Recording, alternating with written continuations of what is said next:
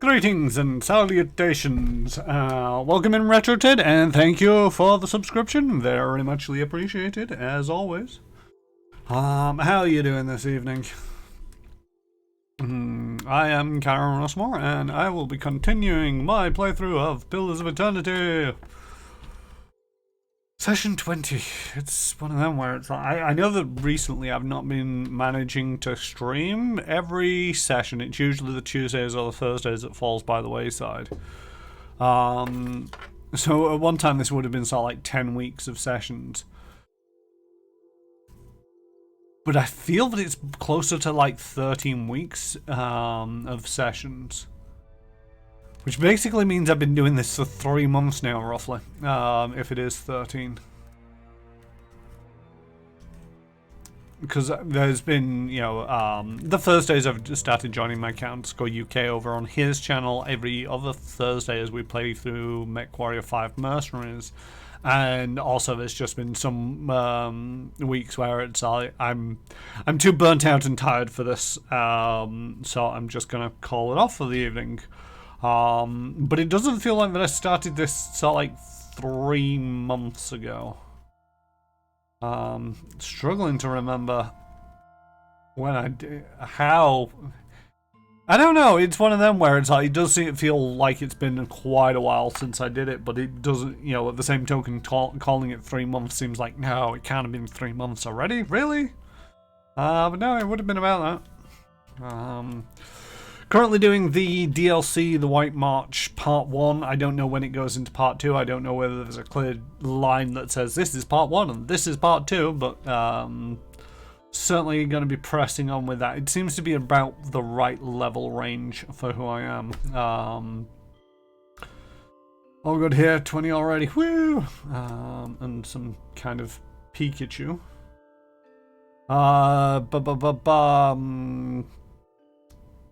Dibbly what's it, flibbity flop. Don't forget I also have my own stream emotes. Now that you're a subscriber, you know, you can use any one of the K-Bot emotes. K-Bot is the character over there, by the way, if anybody's wondering. And if you come to my Twitch channel, if you're seeing this on YouTube, you can actually see that I've got 3 little emotes.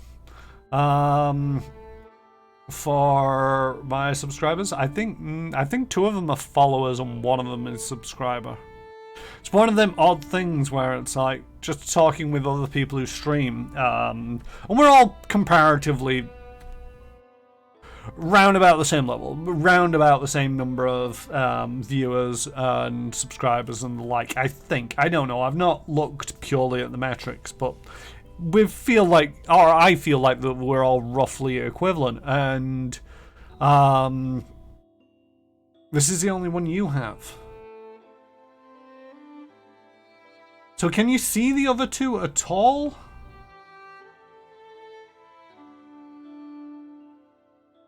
See, this is one of the things. It's like all 3 of them are there because I've just used them. So yeah, J-Station, welcome in. You've got all 3 emotes. And that one that you've posted, just K-Bot, should be the only one that's blocked by the subscription. The other 2 should now be available for followers only. Because as I was saying, it's weird. It's like there's like 4 of us over in the Stumbled In. We have a Discord. And the thing is, we're all roughly the same sort of like level of streamers. Maybe because you're just on mobile. I don't know if I can actually chat in my own chat on mobile. No, now I can see them. They look really good on the mobile, actually. Now that I look at them. But yeah, that's come from the mobile, not from the computer. I don't know. Follower only is browser only, I believe. Oh, okay. Well, that's a bit poopy. I don't really know what to do with them, but because the thing is, it's like you have access to all your own emotes on mobile or otherwise. Oh, okay. Yeah, fair enough. It's just one of them. But yeah, so the four streamers, me, JStation64, Retro Ted, and Krifu Banal, over at the Stumbled In, we're all roughly the same, so like audience level and number of followers, I think. I don't know, I've not really looked too much into the metrics, but at the same token, it's like we're all roughly the same, but all of us have completely different selections between follower-only emotes, animated emotes, and subscriber emotes. And I don't think there's any real justification why we're all so vastly different. You know, one of the things that JStation64 mentioned is that, like, they've now got access to, I think it's follower only, but at the time, or was it the animated? Oh, do you now have animated? My one and only animated one. Yeah, it does seem a little bit potluck, but it seems a little bit weird where it's like, why make something like this so based on potluck? I've had 2 animated slots for ages. I need to slap crit commissions about a bit because it's like, I want an animated emote. And I've got no ideas for what to do. Now I have access to the follower only, but it wants me to be streaming for 2 years from what I can tell. Yeah, which is fair enough but this is the thing. You found a rule that, oh, you only get access to follower only if you've been streaming for 2+ years. I have not been streaming for 2+ years. Can't remember when I started streaming exactly, but I do know that I didn't start streaming until well into the apocalypse, and the apocalypse didn't start. Well, it did start, but we didn't get sent home from work and close the offices until March 2020, and it was sometime after that I started streaming. Can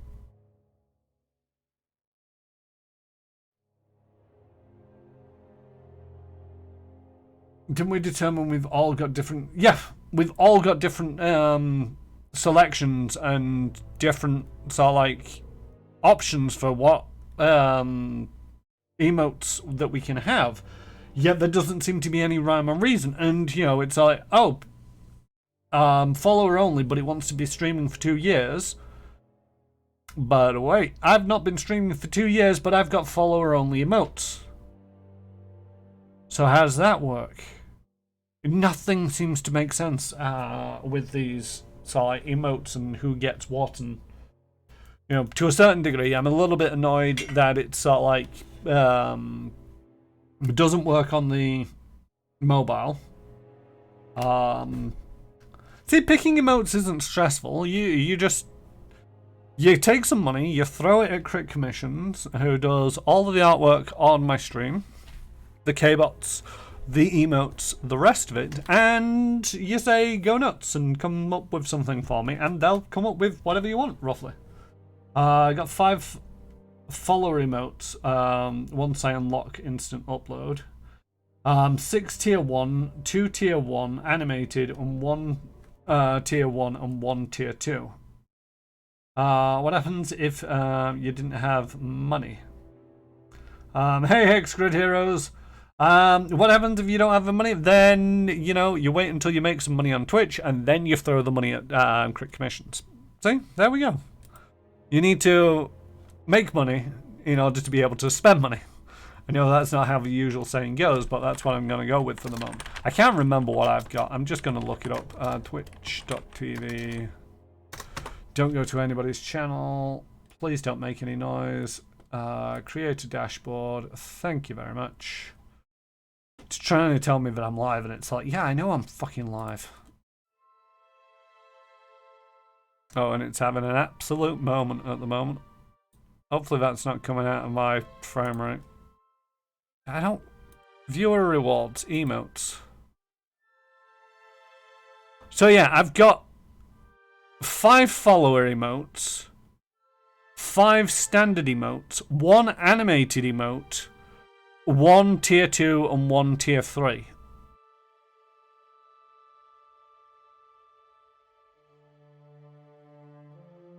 And when I get 15 subscriber points, I'll get another standard and another animated emote slot. although I'm not entirely sure where the animated emote slot. I'm guessing it'll go under standard. I don't know.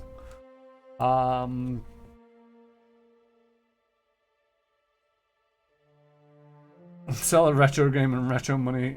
Get retro money. Sell the vast hoard that you don't use. I mean, that's an option.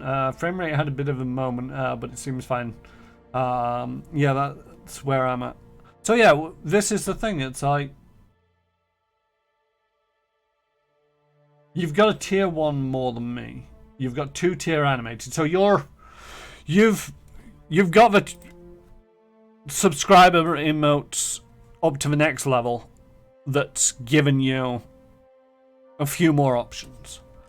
I do at some point really need to get more into this, but there's other things that I need to be doing on my channel. Hey Mike, yeah. One of the things that I need to do is sort of like, I kind of want to start maybe doing some more on this overlay and getting some sort of like things in somewhere to say the last person who subscribed, the last person who followed, and the rest of the things that usually go up there. But the thing is, I'm in two minds because I like the clean interface. You know, I like the overlay that I've got because it's nice, it's clear, it's simple, and it just adds a bit of a frame to this so that I have space to put in the logo of the game that I'm playing, and Karen Rossmore, and K-Bot. And it frames it nice hex pattern, you know, and we go back over to this, and it's like, yes, that looks nice as far as I'm concerned. And when it comes to the game scene as well, you know, I don't have the game open at the moment. Oh wait, nope, the game's just popped up because it's running in the background. You know, it's like, it's very clean, it's clear, and I don't have too much going on. You know, this is just me. I'm not actively criticizing anybody who chooses to have an overlay that's different. It's just, for me, I prefer having a clean overlay so that you, the viewer, can see as much as possible as what's going on with the game at the resolution. If you're watching it on a computer, or you know, you're watching it on some fancy mobile, which you've got the eyes to be able to pick out the detail, is as good as I'm seeing it. You know, I don't think anybody in our circles has got the extreme. But I have seen some where it's like the game is up in a tiny corner of the screen where below the there's a massive banner, and my preference of overlay is depending on the device I'm using. Is now a bad time to say I watch most streams in 360p? No, because the thing is, though, you know, you could. I don't think that J-Station you actually watch the stream that much. You're more just an audio and paying attention to what people are saying, and you know, maybe squinting at the screen to get a rough idea of what's going on. But at the same token, you know, that's your choice. But regardless of what your choice is, you know, you can lower the resolution down and stream it and watch it in whatever format you want. It's just, if you wanted to see the detail, you can do. But yeah, so it's like, you know, 1/4 of a screen. I've seen it's like, this is a gaming area. They've got their picture in profile just absolutely blocked out on one side of the screen. They've not got a green screen and overlaying it. And then, you know, much like myself, you know, no got a problem with not having a green screen. And then across the bottom, just this big massive thing where it's like the last person who subscribed, the last person who donated, the last person who followed, the last person who said anything in the room, and a big massive chat box. And you can't actually see, you know, and then they've got alerts that just blow up and everything changes on the screen. And it's one of them where it's like, I'm kind of here just to, you know, chill out, listen to a streamer playing the game, but at the same token, I'd like to be able to see the game that they're playing, because that's one of the things that I do. You know, a lot of the streams that I watch, it's not always about who's presenting it. It's like, is this a game that I'm interested in playing myself? And when you go to their stream and you cannot see what's going on, it's like, what? Okay. Listen to them for a bit, and it's like, well, I'm not here for your personality, I'm not here for the game. What am I here for again? And I just end up going elsewhere. Now, I appreciate that that's preference, but at the same token, I feel that it would be a bit hypocritical of me to be saying, yes, I feel that, this is sort of like the semi-ideal. I mean, to a certain degree, what would be ideal is if I actually got a green screen and sort of like phased out the background, got rid of the overlay so that I could just sort of like sit in the corner so that you can see me, but you don't get, you can see through the background so that I cut out even less space. It's just, I'm not a big fan of having the green screen just behind me. It's just one of them where it's all like, I've seen that go wrong in so many times. I'm from the age of 10 minutes of a naughty picture to slow reveal. I always appreciate highest screen size and quality. I'm from the age of 10 minutes for a naughty picture to slow reveal. I'm confused. Hey Ragnarok 459. I get the context you're using, Retro Ted. I'm just not quite sure how that relates to a parallel of modern day where it's all like, you can stream. Yes, I appreciate that it's prawn, my cat. It's just one of them where it's like, I'm not seeing where the parallel is, because you're not going to be seeing any of that over here.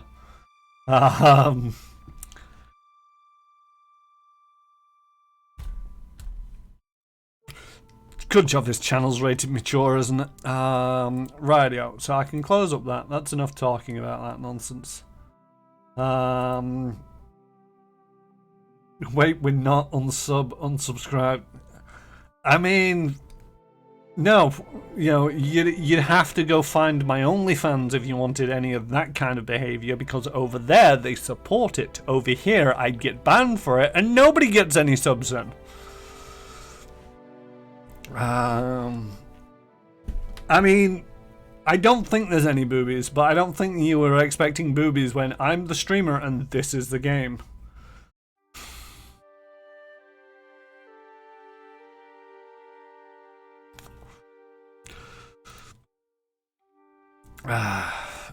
I mean, that's. I think the thing is, for me, when I do sort of like different ventures, just in different places, it's all like.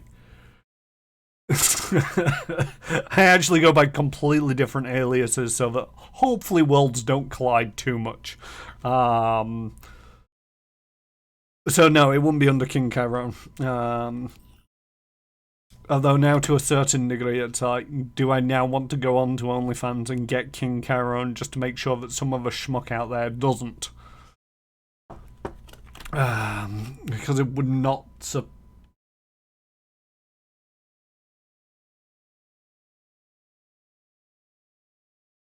Yes, you will stop Hexagraterus. Because it's one of them where it's like I wouldn't want to see my face digitally placed on top of some revealing. I can ban people, I don't care.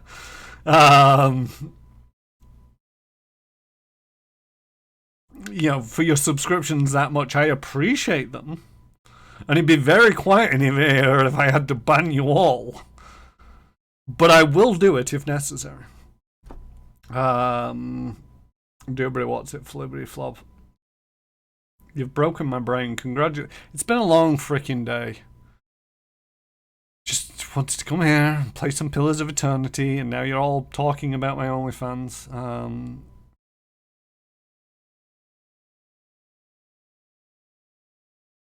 Which Star Wars reference did you make?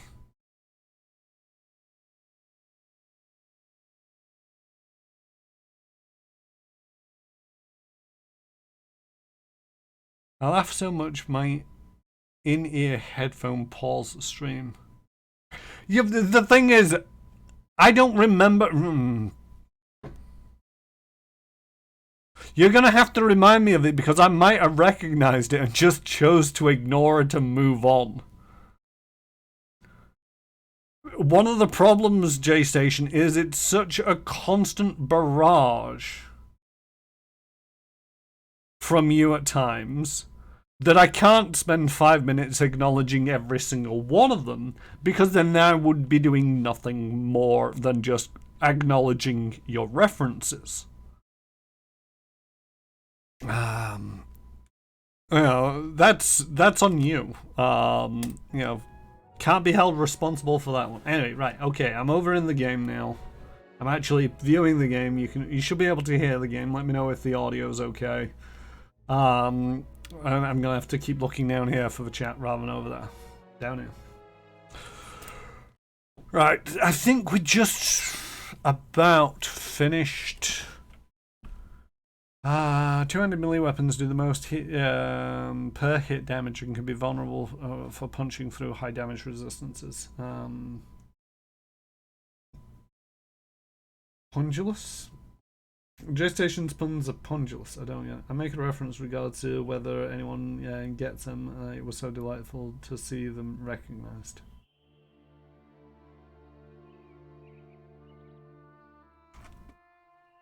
Hey. I mean, I appreciate that. It's just one of them where it's like, I'm trying to remember if I noticed it in the moment. Was I supposed to be going in there? Or have I just come out of there? I cannot remember.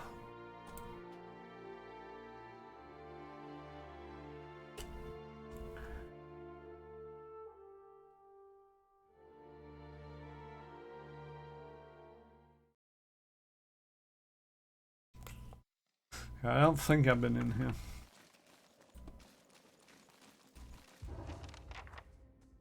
Oh, hello. I suspected a werewolf. Oh, it's a druid.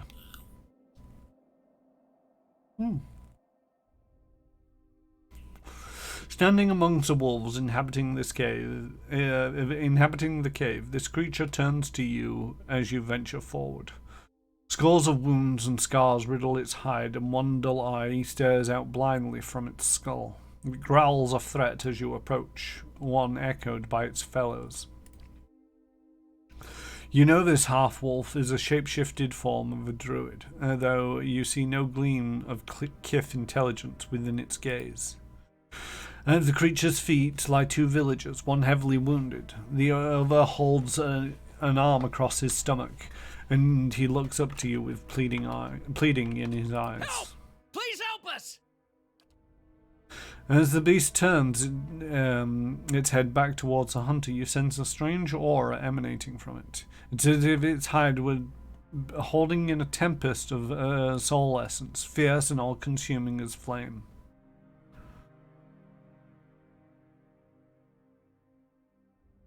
Did you attempt the... I don't think you've been in here yet. Like and subscribe.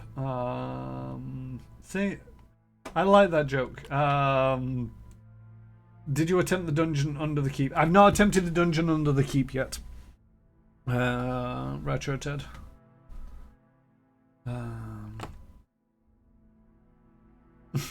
With pleading in his eyes, help! Please help us, and also on his lips. Can you understand me? The creature snaps and snarls, evidently uncomprehending. It edges towards the nearest hunter, even as it watches you balefully with its single eye. Reach out for the beast's soul.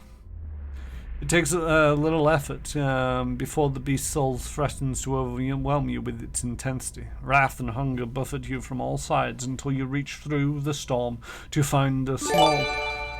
noise. Thank you, RetroTev, for the gift. Welcome, Zen of Games, to the subscribers. Enjoy your emotes. And yeah, again, thank you for you, and appreciated, RetroTev. Wrath and hunger buffer you on all sides until you reach through the storm to find a small, dimmer pulse of light, and are swept headlong into a memory.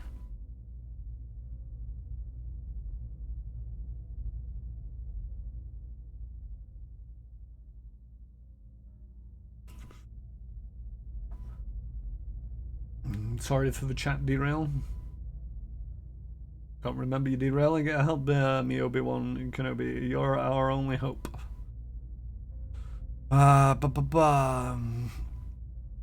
See, I'm still in the back of my mind. I'm still trying to place Bleeding J Station 64's sort of like Star Wars quote of the evening, and there's been so many just random things that are popping into my brain that he said, and it's like I'm not sure if that was last night or whether it was before now.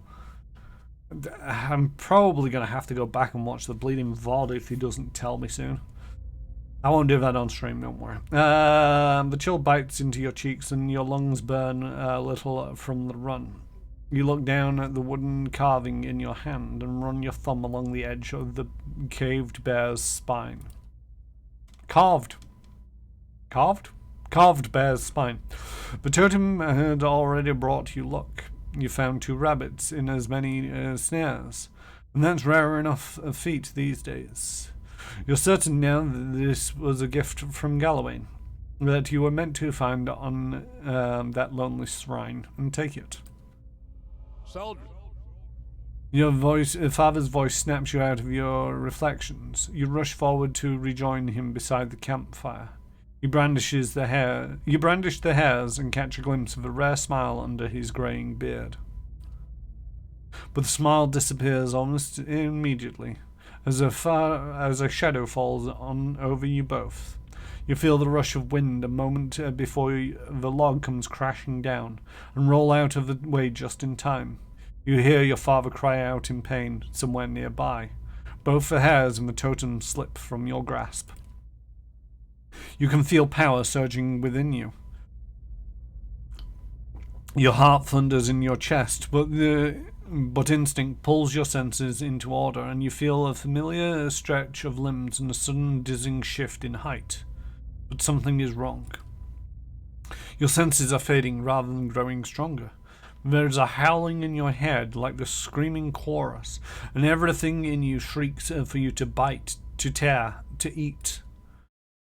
The memory slips from you, and when you come back to yourself, the beast is shaking its head as if to clear an itch, gnawing at its ears.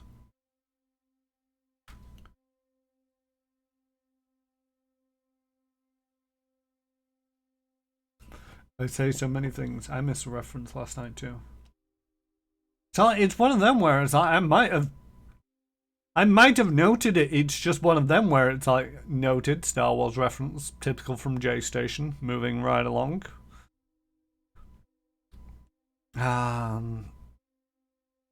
But I honestly can't remember if I caught it or not and just moved right along, or whether I just missed it entirely. Soldran.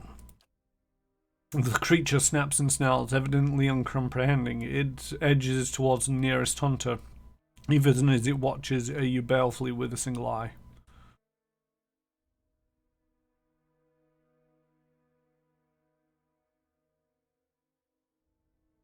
Could it have been a reference to Vader liking his toast a bit on the dark side? Such a throwaway line. To ease your mind, I got a funny feeling like I'm never gonna see her again. Flimsy about the fool's gold before went bonkers.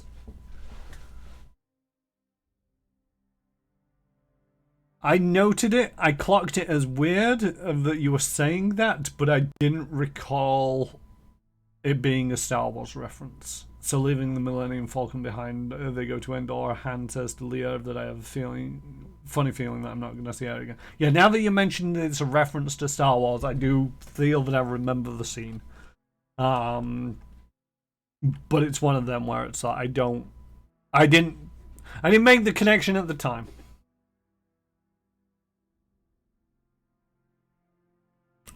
I also advise tricks to try to fly casual, but I do try to use that a lot. I mean, this is the thing, and it's like at some point when you embody such a thing so aggressively, you run the risk of just becoming a trope of that character at times, which isn't really somewhere that I would want to be. I rush forward to help the hunters. The beast turns away from its wounded prey to face you, lunging forward with claws outstretched.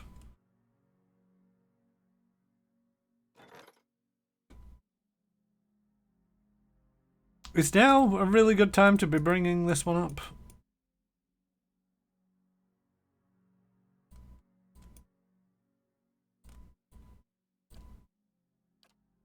Superstitious folk near Road's End have been acting on a rumour that the hair of a dead virgin that was bound and buried alive can cure a hollowborn. Not only has this resulted in horrific attacks against young women, but unscrupulous merchants have been selling bits of hair to those who don't have the stomach to perform the act themselves. Road's End's local thanes have assigned agents to root out the problem, but they've had little success. Wow, that's unnecessarily dark.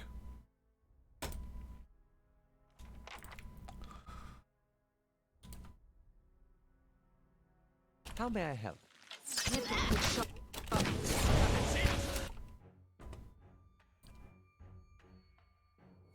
Bum. Your thoughts must flow deep.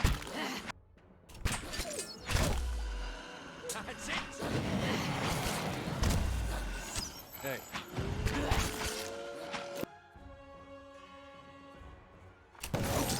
Hey. Leave it. So this is why this area feels How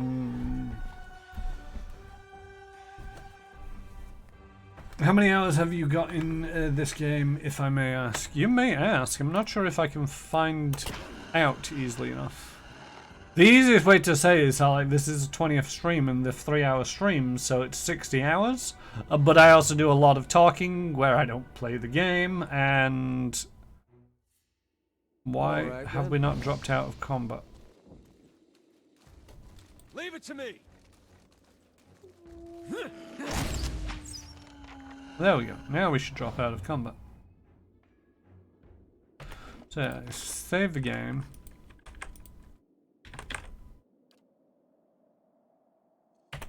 Load.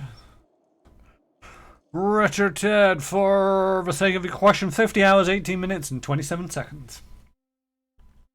That's how far I am to the game. For most games, you can take away 10-20% for talking. If it's Alien Isolation, you can take 20, 50, 60% away for talking. I mean, I'm in the game. I'm just trying to avoid doing things in the game when it's Isolation. Looting.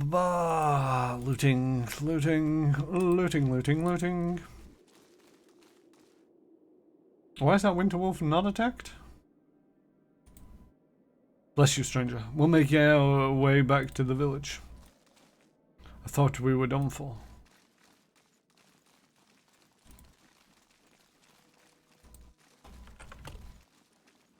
Oh. Dead bodies stuck in the wall kind of thing. Did I accidentally put all the... There we go. What is this? It's a wand, two-handed.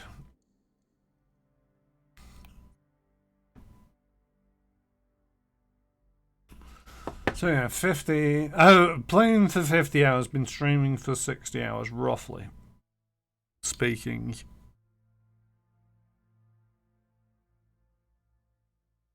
%, will be 6 hours, 20%. Yeah, you're probably about right there. About 18% has been just chatting. A two-handed wand? Yes, a two-handed wand.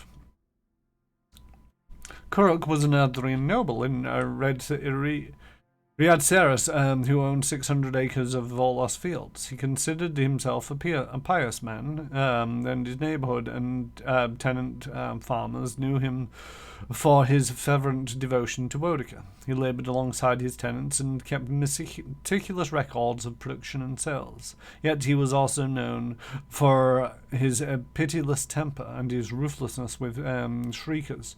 He carried a switch with him and would savagely thrash any worker he caught dawdling or lagging. Yet he was the favourite of the imperial governor, and so his excess went overlooked. One day, a Widewin approached him while he was doling out an especially savage beating. Widewin, fresh from his encounter with Eophas, demanded that Kurok release his victim. When the law refused, Widewin asked what the tenant farmer had done to deserve such treatment. He neglects his duties in the field, Kurok replied. Every day he gathers less, yet still he enjoys the protection of my estate. Is it any wonder that your harsh treatment of a man would render him unable to fill his duties? Let him enjoy a week of rest. He will return to your service renewed, said Waywin. Kurok sneered. You would reward his insolence? It is my right and responsibility to discipline him for his errors. What authority gave you such power over this man? Waywin asked. Wodica, the Oathbinder. It is she who set me above the farmer as his lord and employer, and her order is that I serve in disciplining him. But Waywin persisted. Does not the quiet winter beget a fruitful spring? It is by Eothas' clemency that we enjoy rebirth in each new life and the restoration with each morning, and it is Eothas' season that bless your fields. I say to you again, release this man. In his fury, Kurok turned on Waywin, his switch raised to strike. Yet his rod grew suddenly hot in his hand. He cried out as he held the rod, it ignited. The flame that gushed forth blinded him instantly, scarring his face in the manner of the burnt queen. Kurok dropped the smouldering rod and fled to tell the governor what he had witnessed. That was a long description for not very much of information. Oh, you've got a unique scepter, don't you? What are you using? Crossbow?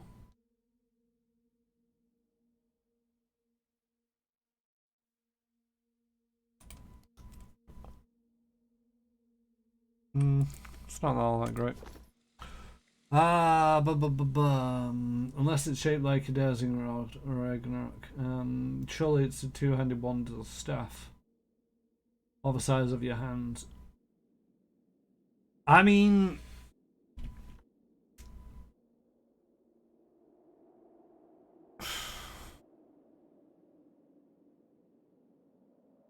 I don't know. I really don't. It's one of them where it's like, I know that the French for wand is baguette. Because a baguette is a wand of bread. And a baguette, if it was actually sort of like a breadstick size, would be classified as a wand in terms of English. For it to be classified as a wand in the size of a baguette, then you might want to consider it classifying it as a staff. But it might then depend on what you actually do with said staff. Because a staff to me is something that is more of a martial weapon than a weapon that you would produce magic out of. It also might be a walking staff used for support rather than... I would never have guessed this question would have gone via bread. So it's not the size, it's what you do with it. Pretty much, that's the understanding that I'm getting here.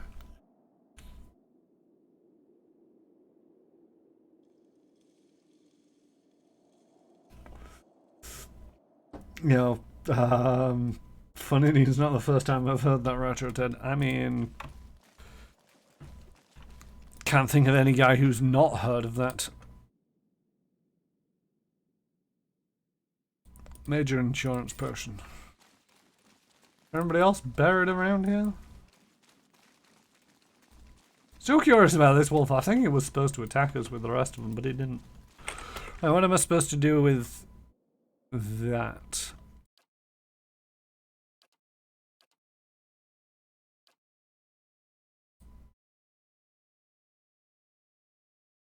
Right, recovered several empty chests that bear Ondra's symbol. The medallion I seek wasn't inside any of them. They were filled with only rocks. It looks like Lafta, the priestess of Ondra, has much to answer for. Now the wolf is just sad. Oh, poor wolf. I mean, I'd adopt it, but it won't let me talk to it. So, you know, screw that guy.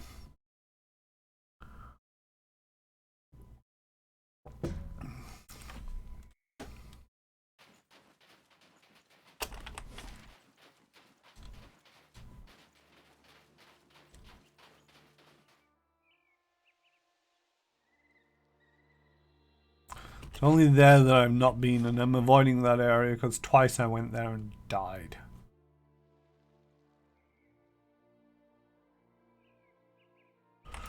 Alright, let's head out of town.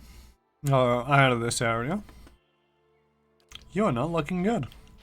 Hey, this is why you were traveling alone. You kinda like your attention, don't you? This is why you were traveling alone. This is why you were traveling alone. You kinda like your attention, don't you? I'm really not ticklish. Thanks. I like you too. Wow. I forgot what it's like to travel with people. Wow. I forgot what it's like to travel with people. I'm here. You need an Arctic fox of your own. You need an Arctic fox of your own. You need an Arctic fox of your own. Faye, you're worse than Aloth. Faye, you're worse than This Aloth. dialogue is almost too organic. Faye, I know what you're saying. Aloth. Yeah. I would hear your thoughts, just not so often. Would that your eyes did not see me so clearly. This is why I hide my form from others. Would that your eyes did not see me so clearly. I always like games where it's like the more you poke them, you get different responses. This comes from the sort of like the first game that I recall doing it is like make that 20 to 30%. What, of poking people? I mean, I'm still playing the game. It's counting as gaming time. It's just I'm not making much progress. Right, okay. First up, Temple of Ondra.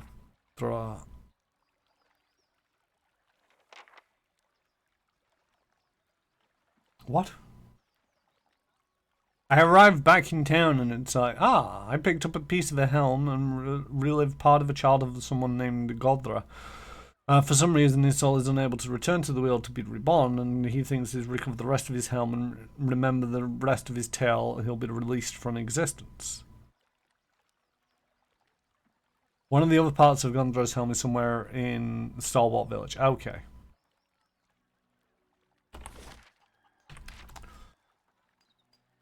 But no, the whole reselecting something Me and over. Sledge are thinking about heading down, joining a caravan over to Dawning. Dawning? What for? You like your ogres bigger? We'd have work at least, and I'm damn sick of fish. Random conversation getting brought up there. But yeah, the Warcraft was the first game where it's like if you double clicked on somebody, it went through this whole chain of dialogue where it was like one left into the other, led into the other. It's rather entertaining for me, and it's one of them where any game where it's got a voiceover when you select somebody, just keep clicking on them and see what they happen. I think the weirdest one that I've ever heard has actually come from Imoen in the Baldur's Gate. I'm not sure if she says it in Baldur's Gate 2, but I know that she says it in Baldur's Gate.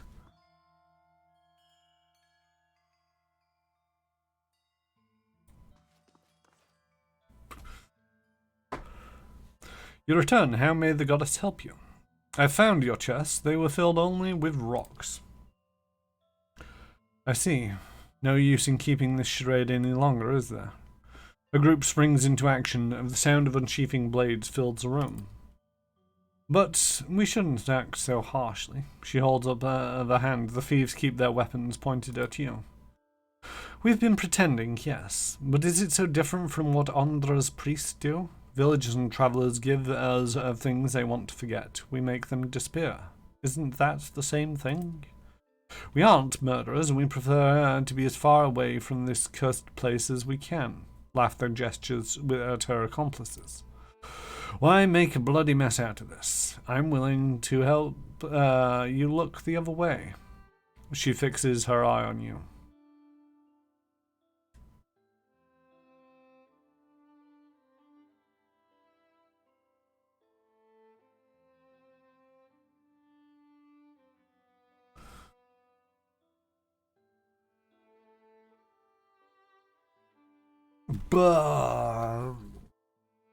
Moral question. See, if I ask what she's proposing, then that's obviously going to think about going down the line of going along with this charade. If I say not a chance, I'll let the village decide what to do with you. I have a feeling that they'll be a bit extremist. Join the army, they said. See the world, they said. I'd rather be sailing. Was one of my favourites from Warcraft. I've heard it and I can't remember which one it's from.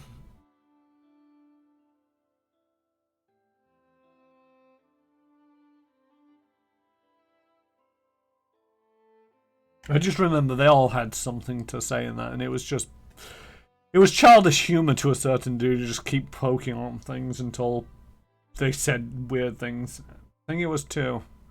Yeah. I'm just trying to remember all the different units and so like trying to place it, and I just can't. Not a chance. See, if I leave it up to the villagers, I think they're going to do something extreme that I don't really kind of agree with.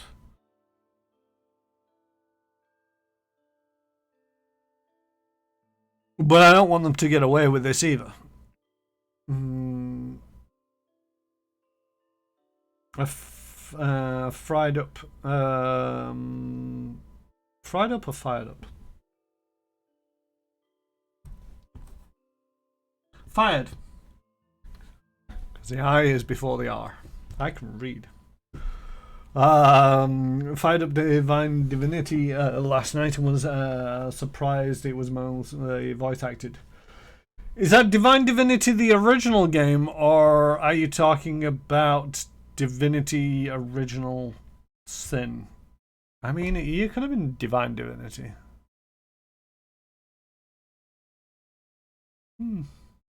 So, I think that's in your wheelhouse.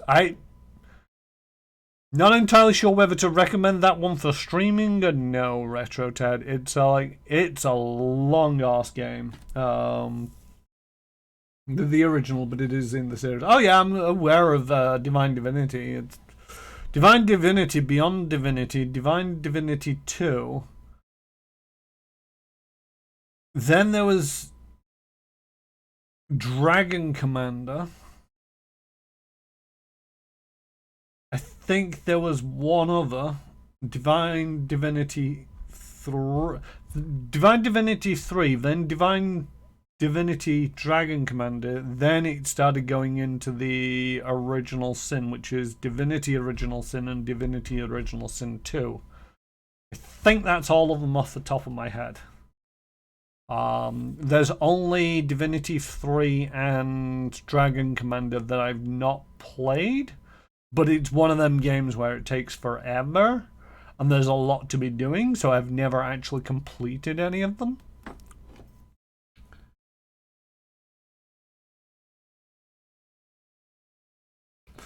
Yeah, how long to beat on Divinity on Divine Divinity? I don't want anything from you, but I won't throw you to those villagers either.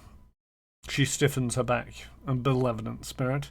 We won't wait for your mood to change. Her accomplices put away their weapons and begin to gather their belongings. Laughter points at a large chest in the room. Quelliax brought back the dwarf's heirlooms, but consider them a parting gift. The thieves packed for the road, form a single line like priests on a pilgrimage.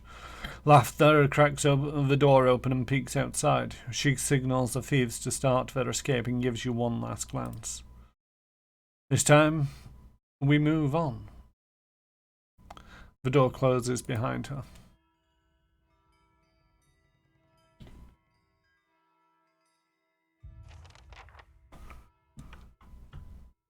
It's a really big chest.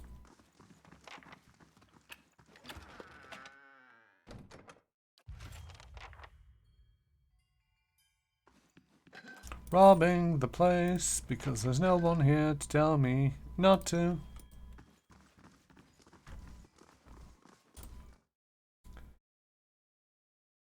Average is 50, but the main quest line is 32. I mean, that's not that long.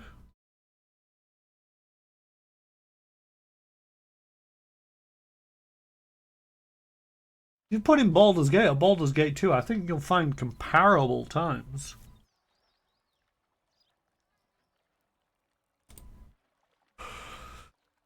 I'm hoping you've got good news. I know where the gift bearers cast your heirlooms away. Did you find them? Or what of the medallion?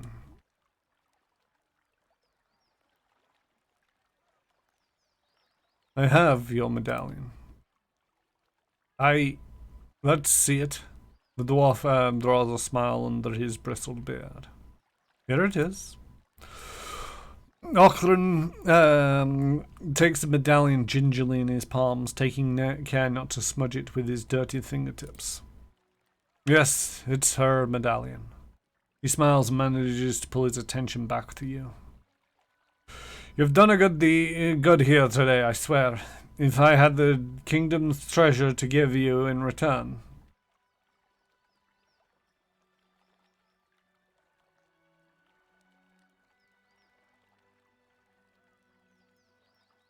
I also found your armor. I don't need it. Don't know what I'd do with it. You know, keep it. We'll look to you. He turns around and walks away, looking at the path ahead, but looking not at the path ahead, but at the precious heirloom clenched in his hands. Even so, the stride of his short legs seems to be filled with confidence. When he walks right under a truck. Should be paying attention to where you're going.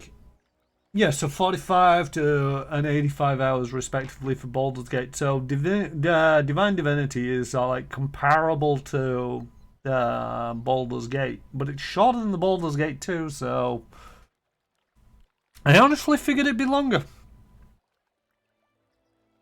I mean, to a certain degree, one of the things that sort of gives it the artificial longness is it very much doesn't guide you, and it is one massive open world to the point where you're likely to get lost the first time you play it. So there's a reasonably good chance that, you know, you're either going to want to follow a guide or you're going to be spending even longer playing it.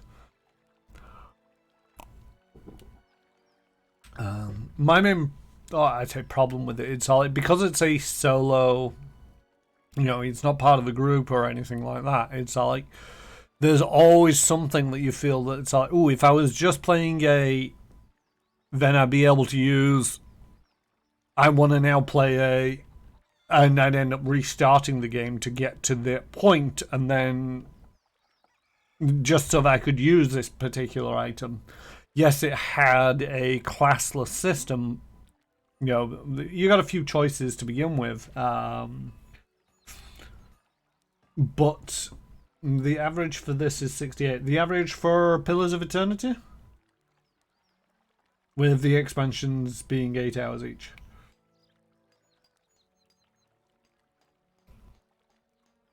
Yeah,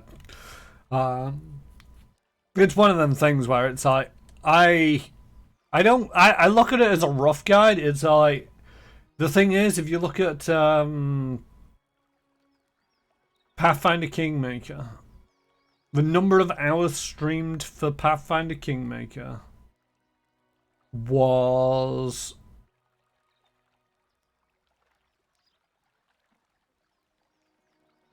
230, give or take.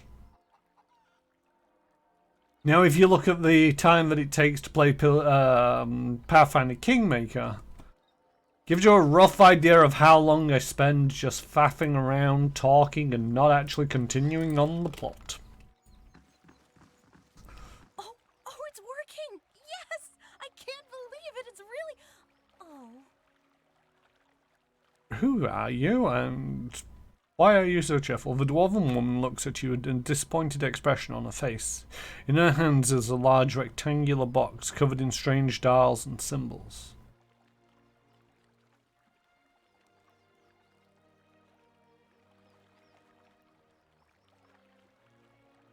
And Pathfinder Kingmaker is 136. So yeah, it took me about 100 hours longer than it needed to. Yeah, Kingmaker is nuts due to the build mechanic alone. When you say the build mechanic, do you mean paying attention to when you're generating your character and learning roughly what it is to do and how to maximize your stats for the game? Because yes, it's very Pathfinder-like and there's a lot of options. I just went on whims and saw like, yeah, that sounds like a good idea. Luckily, while I was playing that, there was a viewer, Josh, watching Twitch. He helped me out a lot. Also, like, oh no, that feat doesn't work how you think it should work. It actually works like this, and it's like, suppose I shouldn't have taken it then. But a lot of the time they were pointing out some good sort of like feat lines to go for to help maximize my character. But it was one of them where it's like, I don't have anything against people who sort of like look up and research and do all that kind of things, but for me, no, the game is in the playing. That and the world building stuff. I mean, the world building stuff for Pathfinder Kingmaker is sort of like, it's not really from Kingmaker. It's from Pathfinder itself and Paizo, and that to me is a lot better the built world than, you know, I wouldn't say it's as good. It's comparable to D&D. One of the things about D&D is like in the early days of D&D, I'm going to switch over to this because I want to look at the camera and just be able to see when chat says something. In the early days of D&D, it's like they tended to come out with lots of different settings and worlds for different concepts that they had. A lot of them have fallen by the wayside, and now in sort of like the 5th edition, their main one was primarily focused around Faerun and the Forgotten Realms, one and the same. And I don't know, I feel that it lacks something, and there's a lot of lore in there, but it is incredibly difficult to actually dig through the old stuff to find it and to know anything about it. They do have other settings, the Eberron, there's the new one by Matt Mercer that I'm trying to remember the name of. Thank you for the alert, by the way, RetroTed, forgot to mention that. But yeah, I now have the alert command. God, that's gonna annoy me. Now, Matt Mercer has developed for Critical Role and Vox Machina the setting of, I want to say El Dorado, but I know that it's not El Dorado.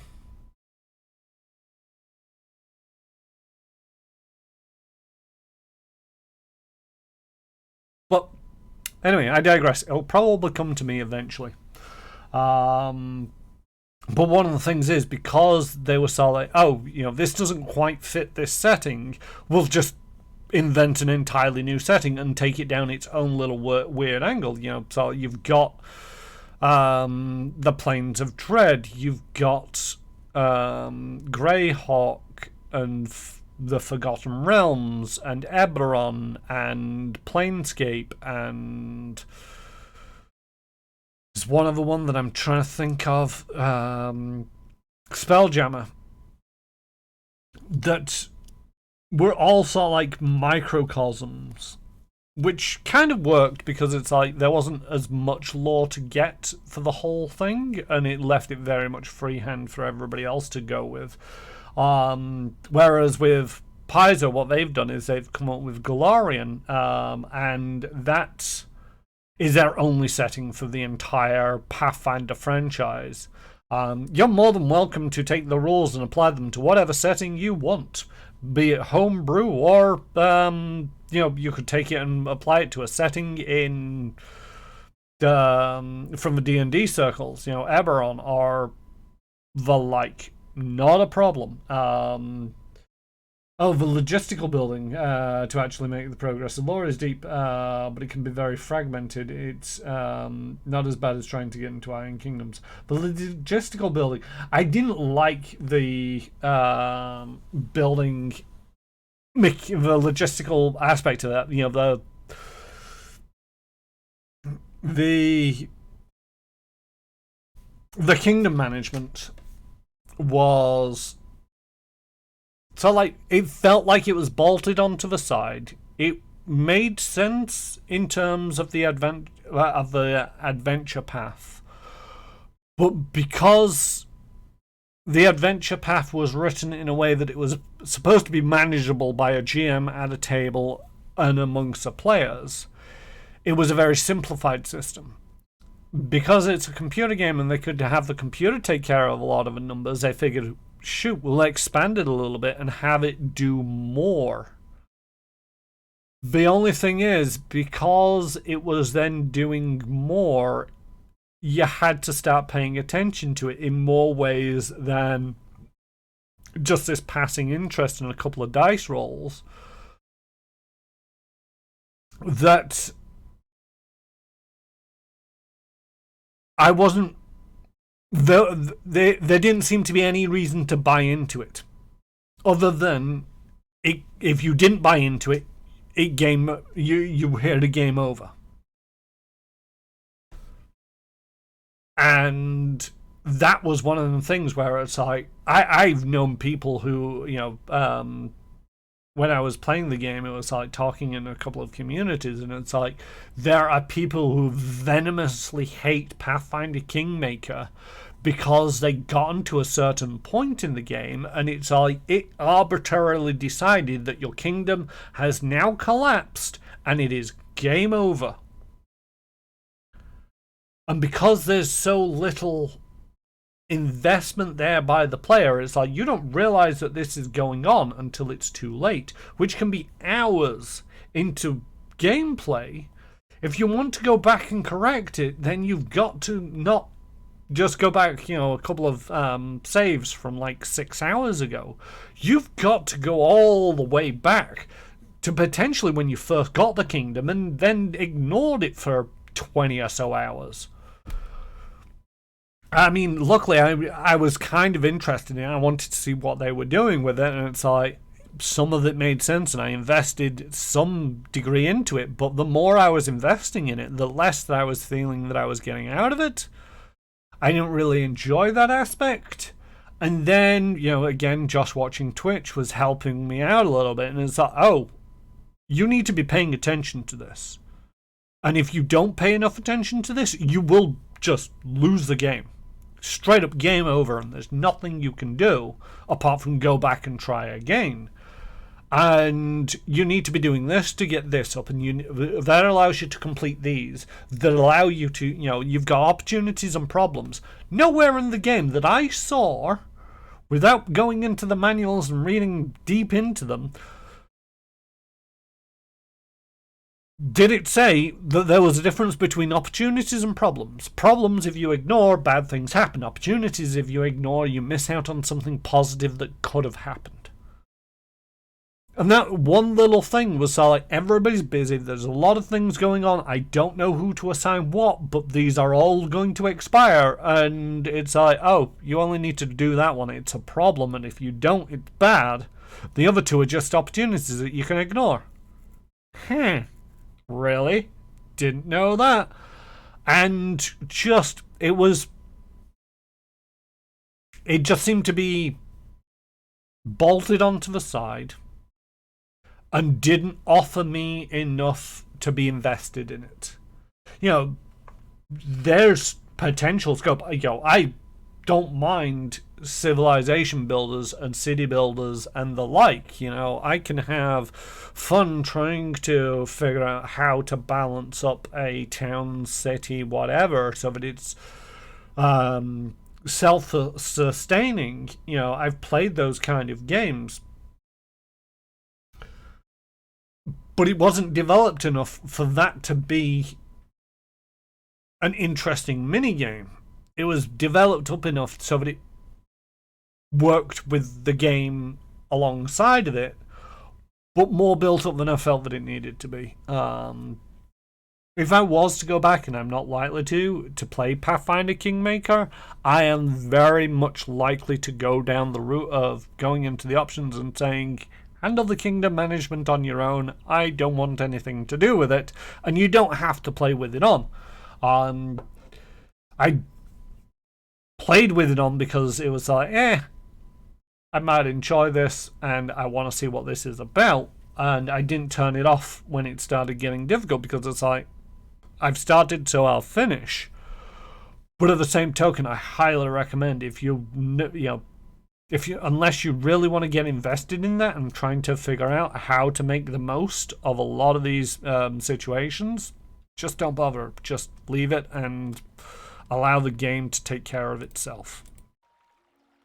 Anyway, back to the game. Oh, it's working. Yes, I can't believe it. It's really... Oh. But the dwarven woman looks at you, disappointing expression on her face. In her hand is a large rectangular box covered in strange dials and symbols. I get that reaction a lot. Sorry, I didn't mean to be so rude. I'm Ista. I heard we have you to thank for clearing out the ogres. I'm glad Stalwart survived. It would have been a disappointing trip up here otherwise. What's that device you're holding? My ore locating divination tool. Well, that's what it will be. I have to calibrate it. Right now it seems to think you're a copper deposit.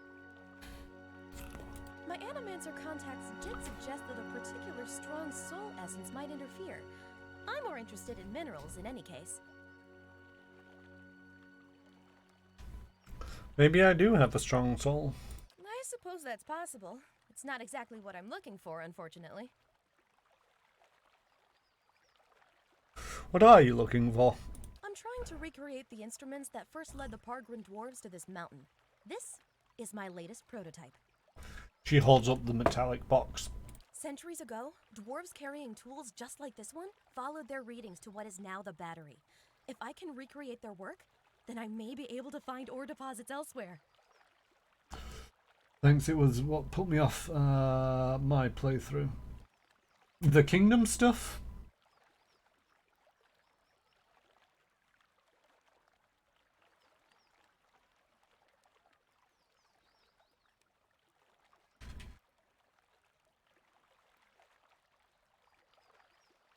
Yeah. Yeah, it's one of them where it's like, I would highly recommend, if you're not interested, just go into the options and turn it off and just be solid. I'm going to enjoy the game for what it is. Otherwise, it's one of them where it's like, there are... So like, if you watch my playthrough of Pathfinder Kingmaker, can't really say as I recommend it. It's 80 episodes, 80 sessions, and it's going to go on for a long time, but it will give you some pointers into like how to deal with the kingdom management stuff. You can probably, I believe some of them have names, it's not just sessions. I think, can't remember whether my YouTube videos actually have names, but you can probably skip through a fair number of them up to the point where you find that I actually get a kingdom if you don't want to watch the start of it. Centuries ago, dwarves carrying tools just like this one followed their readings to what is now the battery. If I can recreate their work, maybe I'll be able to find ore deposits elsewhere. I was hoping to test it, but my arrival was delayed by word of the ogre attack. I haven't been able to find anyone to venture up the mountain since. I can go up to the mountain for you. Really? That'd be wonderful. I just have to adjust the device, you see. Her hands move swiftly over the box, adjusting knobs and dials. It should point you toward metal deposits. We already know the battery rests on some rich veins, but I was hoping to get a reading of the surrounding mountainside. If you can follow the readings to ore and bring back a sample, I can use it to refine the device. Thanks ever so much for this. She hands you the box.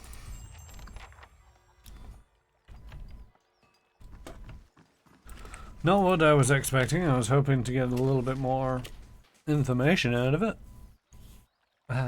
Right, so I don't know where Jared's stuff is. That's wilds surrounding the battery.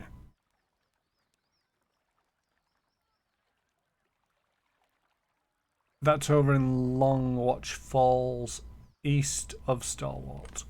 Yeah, I've not been there yet. Oh, that's Long Watch Falls. Okay. The Abbey of the Falling Moon, don't know where that is. Hunters favored. Return to Thizric. The wolf that hunted Physic was more than a mere beast. It was a druid, so wholly consumed by his animal spirit he could no longer engage rationally with Kith. He gave me little choice but to slay him. Tharic may appreciate an update on the situation. Okay, so where's Tharic? Or Thizric, something like that. But yeah, the other thing about Pathfinder Kingmaker was just the length of it. By the time that I was done with it, it was so like, oh, by the time that I was done, I was just done with it. I'm so like, no, I just want this to be over. Which isn't really a great place to be when it comes to video games. I'm glad that I did it, and I'm glad that I got to the end of it, but at the same token, it's something that there's Pathfinder Wrath of the Righteous that came out probably about 6 months ago now, if not a little bit longer. But at some point I do want to play on this stream. The only problem with that, though, is that I'm expecting it to be as long as Pathfinder Kingmaker to play through. And I don't think I'm ready to devote another 80 sessions to it. So yeah, that's on the list of games to be streamed, but don't know when I'm going to get around to it. I need to recover from that and be like, yes, I'm going to devote 80 streams to this and accept it. But I hear that they've done some good things and it's a much improvement over, Pathfinder Kingmaker.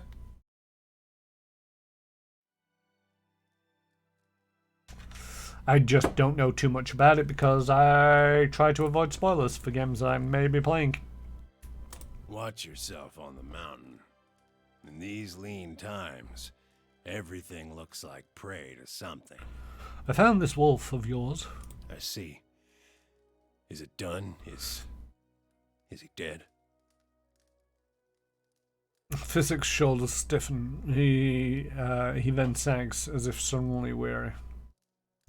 Yes, he is dead. Then it is done at last. Physic gives you a weary nod and turns towards the fire. Thank you, stranger. I can't say I ever hoped this day would come, but it was inevitable. The shapeshifter, did you know him? He was my son. Once. Wait, your son? Yes. He was my son. It was a cruel trick of the gods to give him a gift that brought him such joy and then to twist it.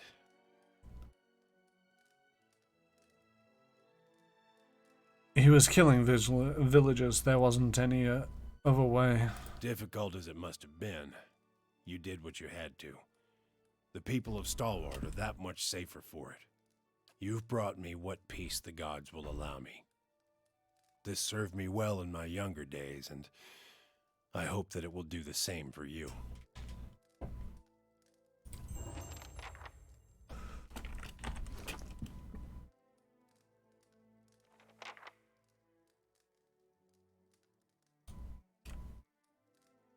Plus 10% range damage, and plus 6 accuracy against beasts, plus 3 damage reduction freeze.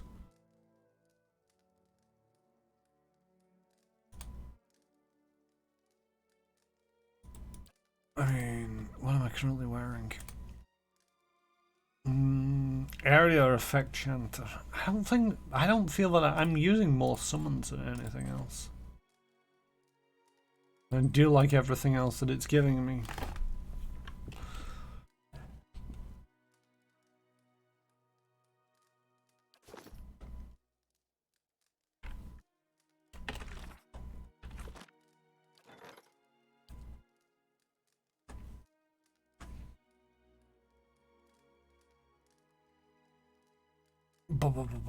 Though Thuravast was unable to find the source of the rumours plaguing Rhodes End, the surrounding earldom of Hell's Gate, the local authorities assisted in breaking up mobs, punishing would-be murderers, and preventing any more young women from being buried alive. A particularly large and violent mob at Kell Hill Cemetery required Haryavas to rally the local soldiers and put down the primary troublemakers. On the body of the biggest belligerent, Tavares found an odd magical rope that he intended to use on local young women. A wizard advisor to the Earler of Hellsgate suspected that the rope had been created by the same person responsible for spreading the rumours and inciting the attack in the first place.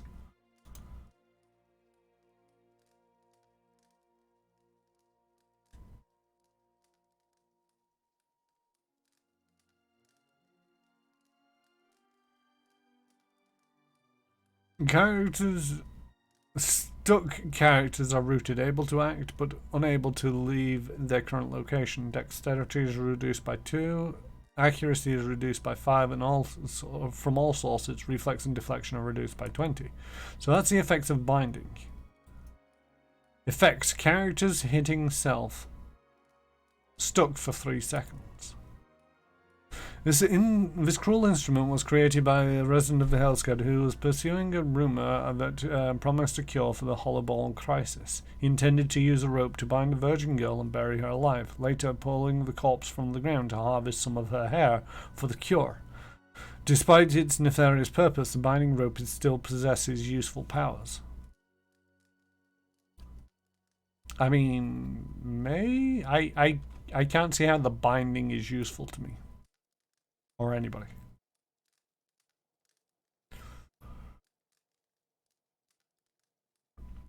I made a lot of money in taxes, though.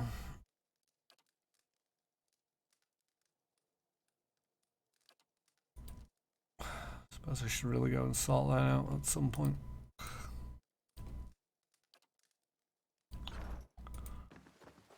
Right, what else do I have to do here?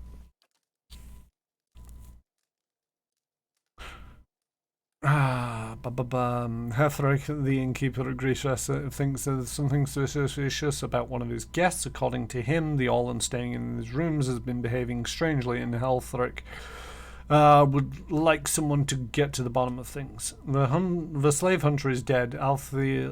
Al-Lith will be relieved to hear it. Return to them. Okay.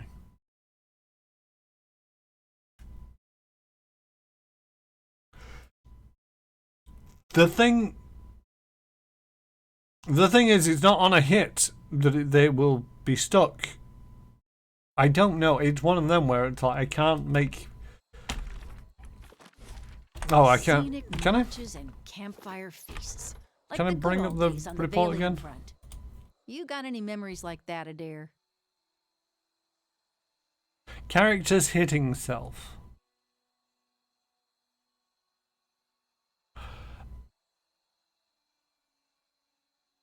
Oh, maybe? Maybe if... See, this is very badly worded, if you ask me. It's like the effects of characters hitting self. To me, that sounds like if I hit myself, I am going to be stuck for 3 seconds. But why would I be hitting myself? Unless in a confused state, which might help, but then it just means that I can't move. And I have an easier time hitting myself? But you might be right. It might be that characters that hit me are stuck for 3 seconds. Maybe? But I can't quite tell. It's one of them where it's like, I'd have to experiment and I'm not sure if I want to. And I broke something, the thing's stuck on there. Grease rest. Well, let's see. Sometimes we'd march 2-3 days without sleep. Start seeing things that weren't there. Nice thing about mercenary work is you can always quit. Scenic marches and campfire feasts, like the good old days on the alien front. You got any memories like that, Ida? Well, let's see. Sometimes we march for 2 or 3 days without sleep, start seeing things that weren't there. Okay. Very different experiences of army life, though.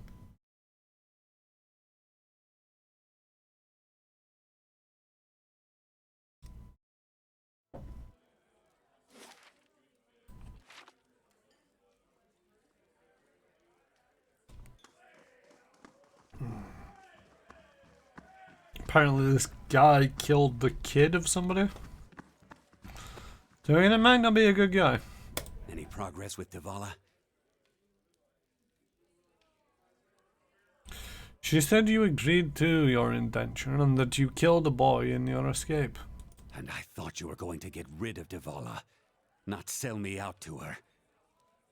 He takes a deep breath, but his eyes are still focused on you. What she said is true. I had a gambling problem when I was younger. I've paid 7 years of my life for it.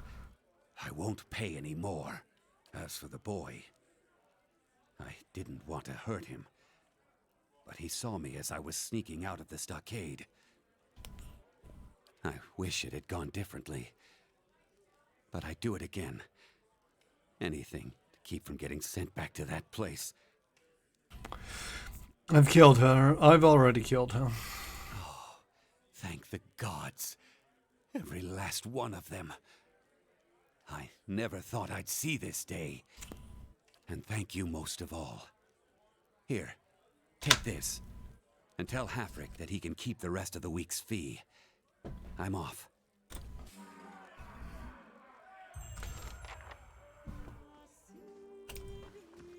I don't agree that he killed... I feel that he shouldn't have really killed the boy, and was it really worth it? But at the same token, I'm very against slavery, so yeah. Got rid of that little fella, eh? Take this with my thanks. Didn't need his trouble around here. Anyway, what brings you back? I want to know what you just gave me.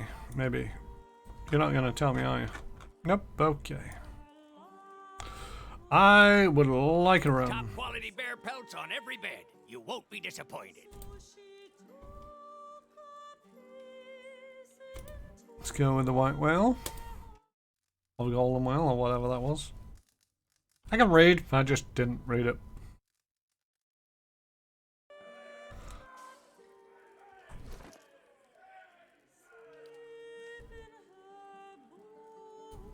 The Ring of Unshackling.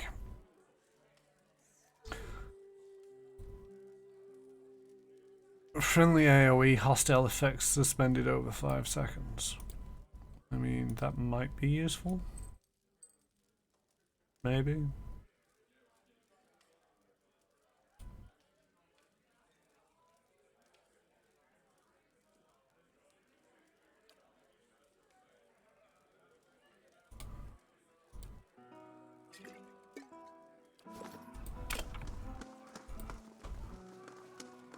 Everybody's nicely rested. Right, okay, next thing.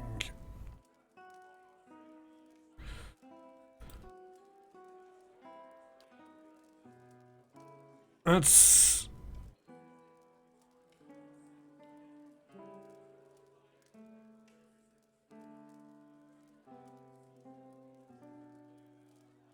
Let's somewhere else. I've not been there yet. Duggan's battery.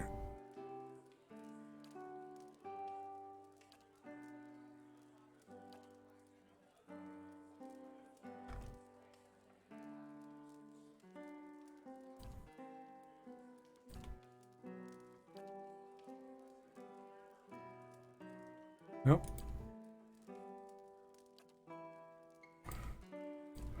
Okay, that's that done.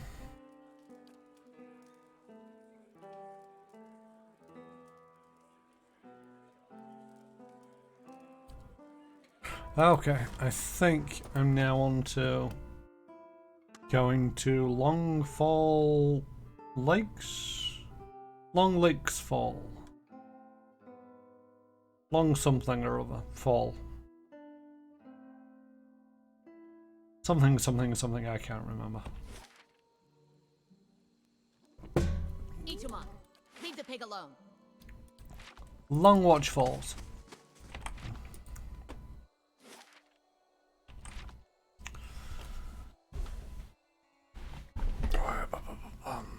Bum, bum, bum. Ba-da-da-da-da.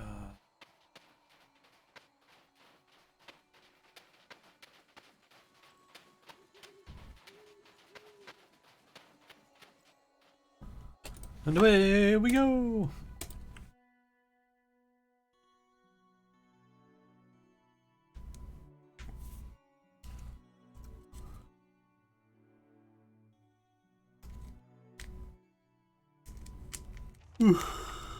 Find a hot spring near Longwatch Falls. Hey there. You were a military man. Ever consider making a career of it? I did for a while. Then I heard you could make money shoveling pig shit. Thought that sounded better. Well, at least it would get you out of the deerwood.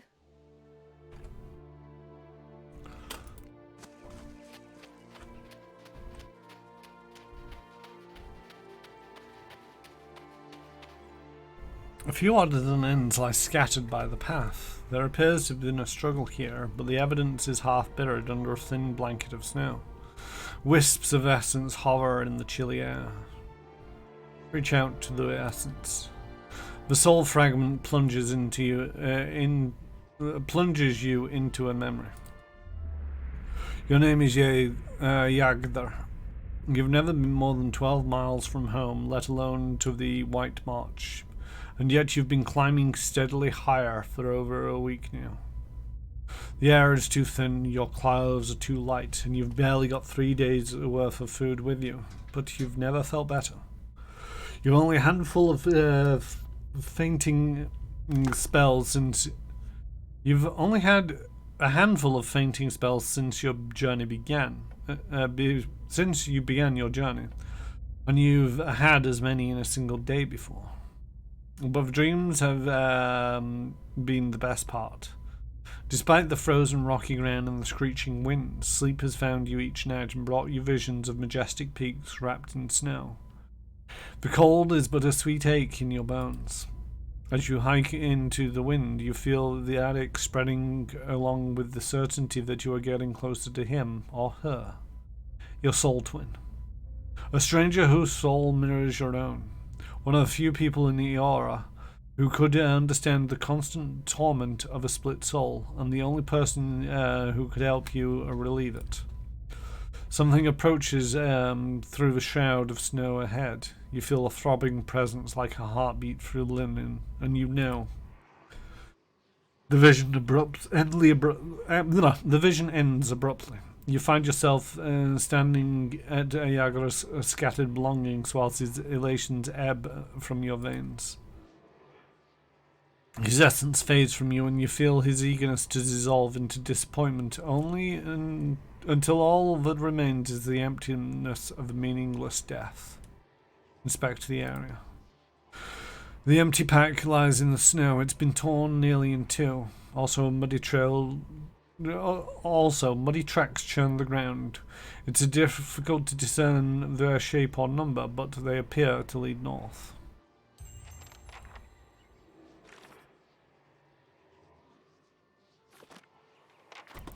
Alright, north it is.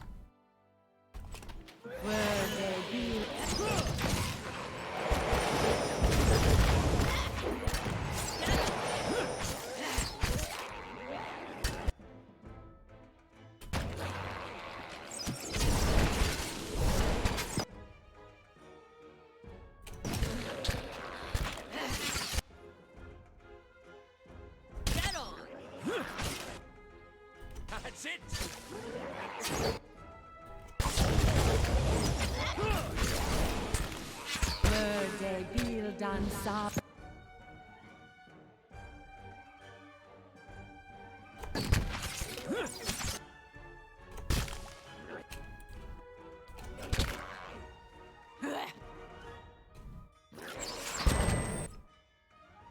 You are not looking healthy.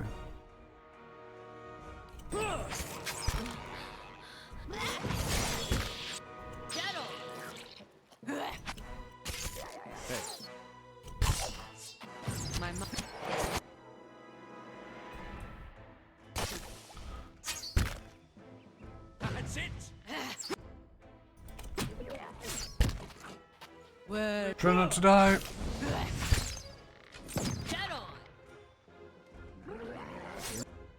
Not getting through me. And you got knocked out.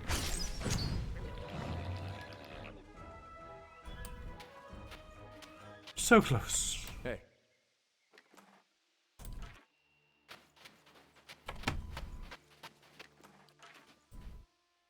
Tubes of stiff frozen mud rise from the ground, and warm air buffers your face as you peer into them. You see shiny, jagged shards inside.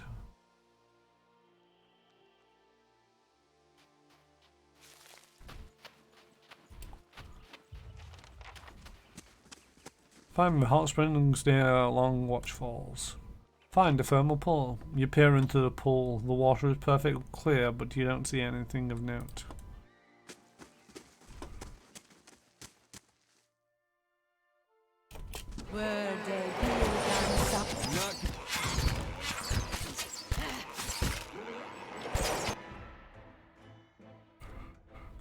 Rough. Hey, you got KO'd already. Not getting through me.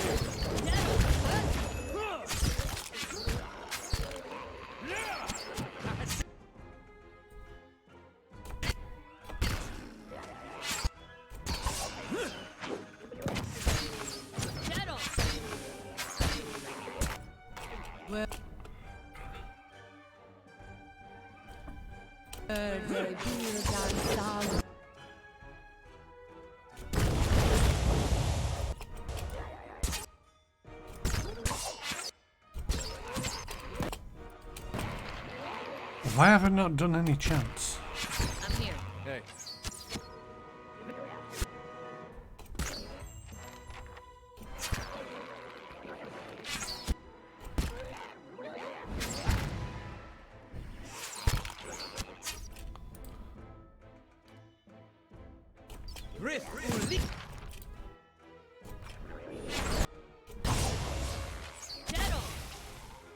After an Itamok.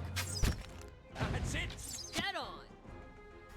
And I love the way that she's all like, after me, Sabak. And it's like, he's already unconscious on the ground.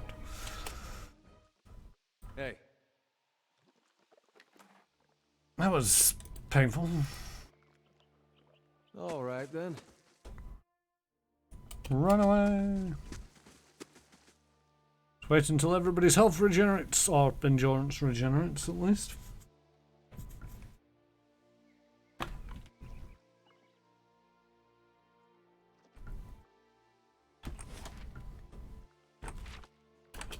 How are we doing on level ups? We're getting there, we're getting there.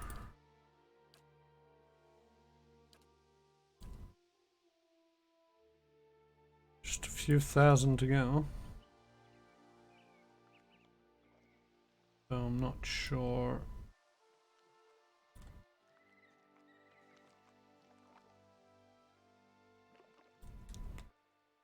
Don't know how much experience I get for killing things in this game, that's all. Yeah, there's a button to make it disappear. Sneak up to it. Now murder it.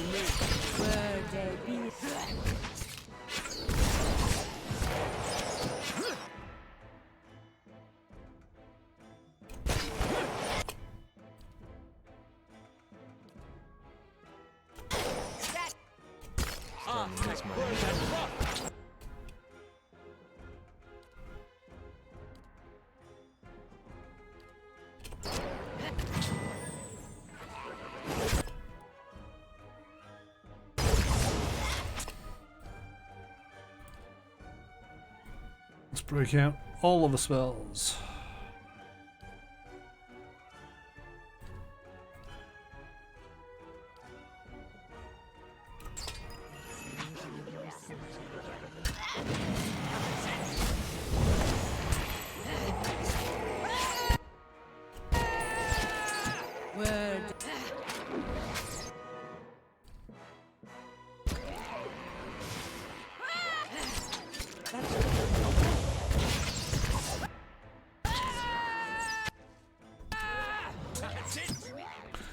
Maybe this was a bit early to be coming up this way.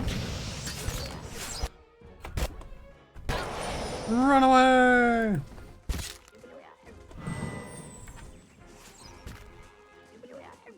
Fire fills my veins. Keep running away! Oh?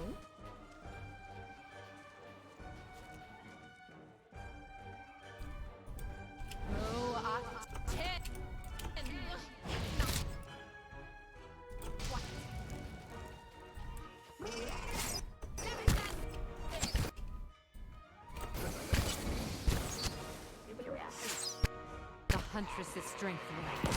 Oh? Keep running away!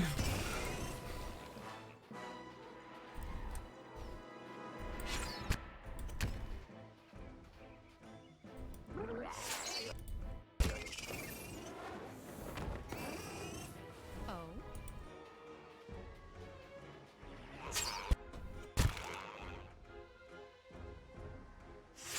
Murder the thing! Or don't. Oh? Don't run towards it.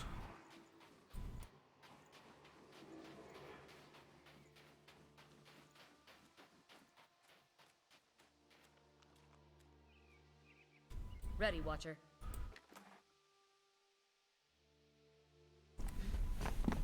Brave Sir Robin, he bravely ran away. Yep. Sure. Now I need to try and figure out how to isolate these people one by one to take them out. Or pull the rest of them out of there.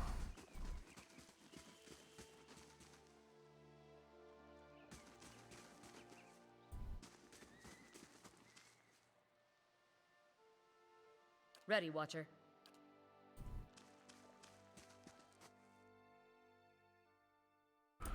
There's more than just one of them over there.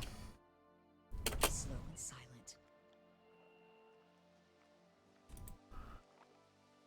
I think I have a problem.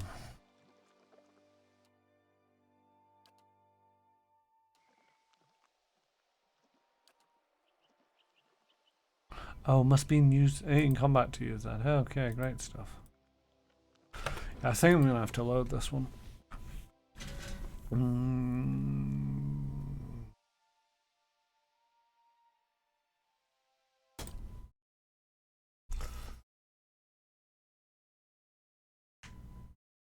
The thing is, if I was thinking, I feel that they're basically, you know, to aggro one on either side of that group would basically bring three of them down upon just three, and they weren't the strongest of the group. So I think it was just essentially delaying the inevitable by running away.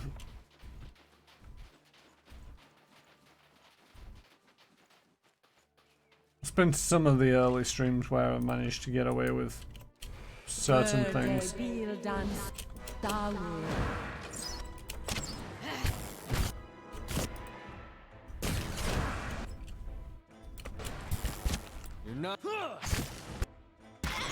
not getting through me.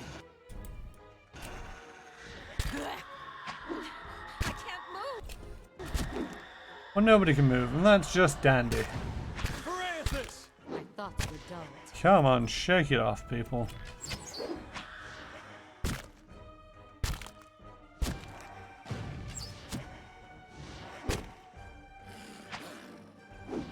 You're not getting...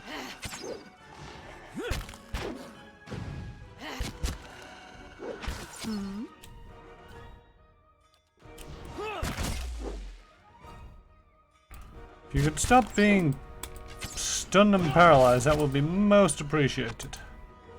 Now you got KO'd. You're not getting through me. There we go, that's one of them. Leave it.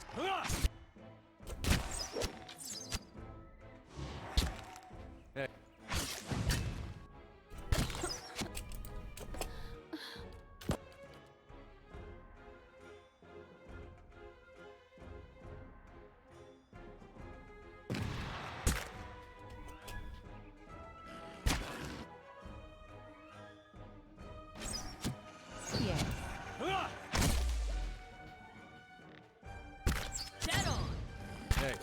That's me KO'd, but I think I've got this one.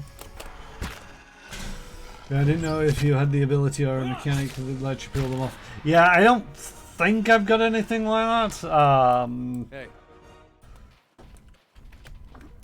You're kind of basically trying to hope that, you know, especially in that situation where you sort of like, because I've done it in one place before where it's like, there was like 5 of them. I did the initial rush. I took out 3 of them, but they were sort of like the middle 3, leaving the outer 2 separated a bit, and I was able to sort of like sneak in there, hit them with the bow, run away, hit them with the bow, eventually summon some minions to stand between and start softening them up. And if I got lucky, the minions survived long enough for me to be ready to summon some more before they disappeared, and it kind of worked.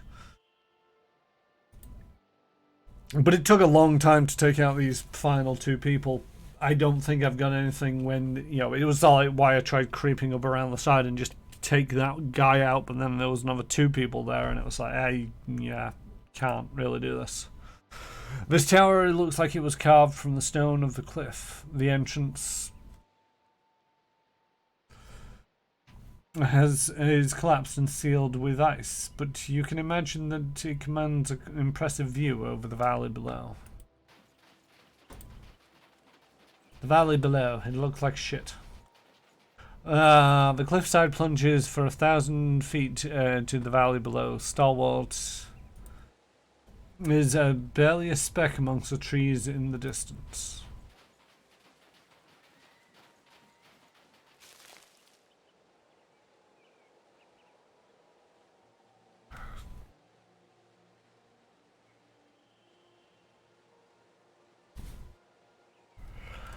Can't tell whether something's up or whether lights are flickering in my house. Gleaming society discipline. Oh yes, those people.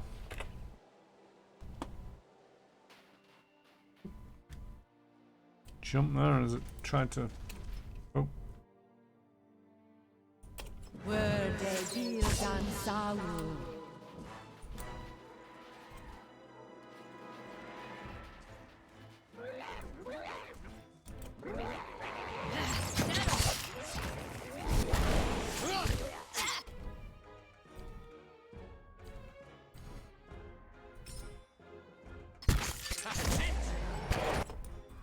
Summon the beetles!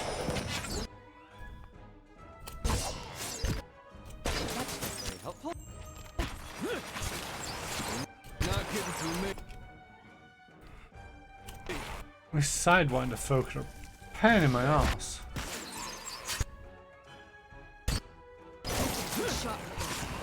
My mind feels sharp.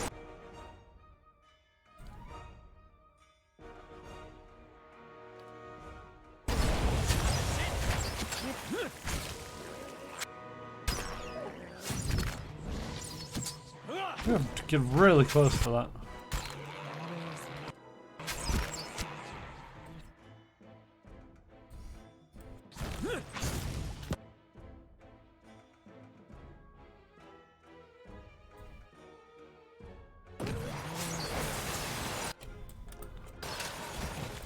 Leave it to me. That did not last as long as I would have liked it to. Settle. Spot on. Throw a 10.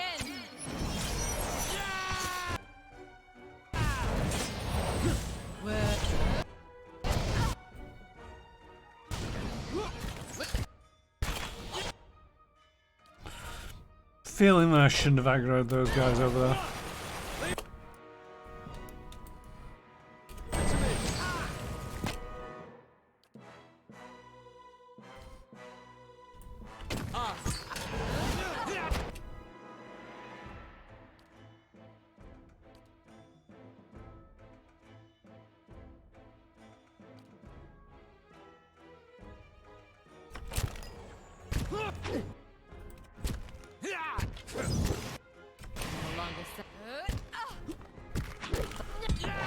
Oh, we're getting massacred again.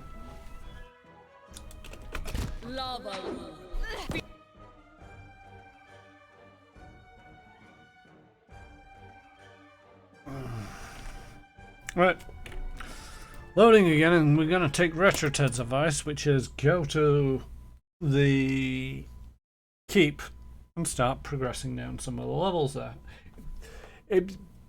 This is one of the things that's like annoying me in this game a little bit. It's like there is so little in the way of guidance as to what you're supposed to be doing other than this quest log, which doesn't tell you what you're supposed to, or when you're supposed to be doing things. Just, this is a list of all the things that you need to do, and it's like, but in what order?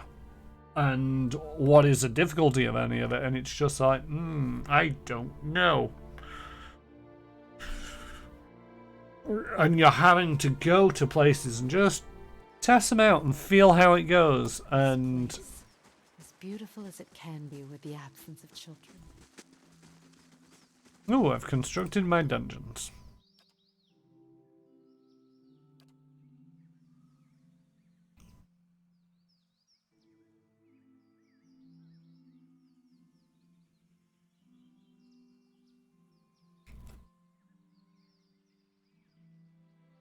Pelagina was able to place Galfol the Drunkard in the care of some respected animancers. They agreed to settle his debts in exchange for work as a volunteer for several experiments.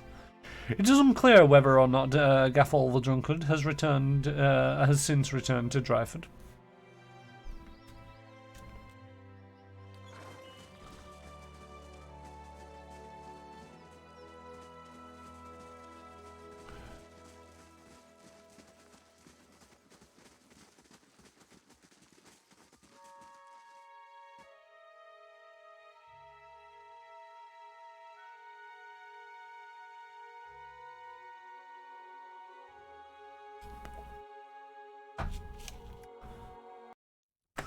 It's very much one of them where it's like, I don't mind games that don't give you too much in the way of guidance as long as everything that it's telling you that you can do is reasonably achievable.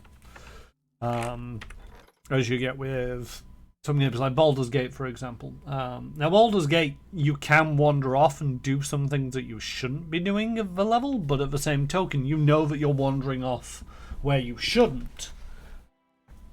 Pretty much straight away, because it's like, here are the areas that you should be going towards as part of the quest, and it's like, it's in the south, so you come out of Candlekeep and you head southwards.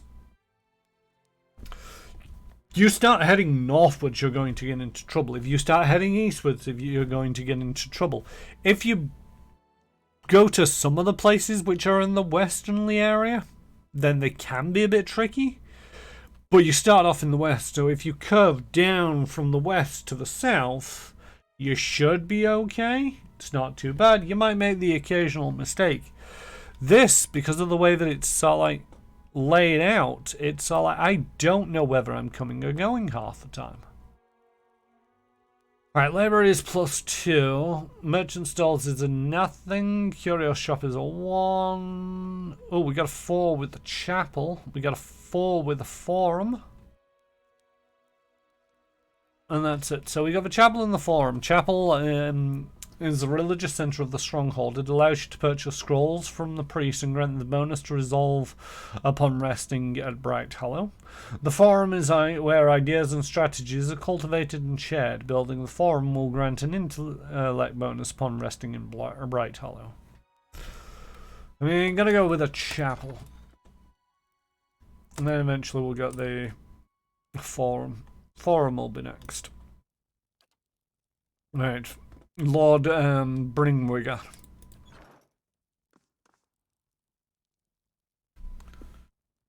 I've heard a lot about you, Lady Kashra. You seem like a woman who knows how to get results. I have a matter I'd like to discuss with you, if you'll hear me out. I urge caution, my lady. Lord Bringwigger has gained a reputation as a man of brutal temperament. Some would call him cruel. Very well, let's hear it. You call your allies together in a motion for the petitioner to step forward.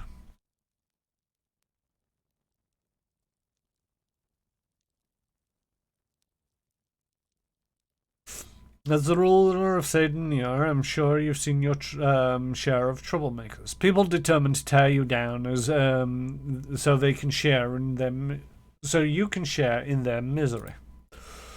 I've had a few incidents on my land, rabble-rousers, peasants, you see. Shameful as it is, they've gotten somewhat out of hand, refusing to work, threatening my guard, spouting this nonsense about unfair treatment. It's not as if I don't pay them. In any case, I fear that they won't back down, and the situation only gets worse if I don't put an end to it. Things may be a little messy. I thought it best to consult you on the matter first.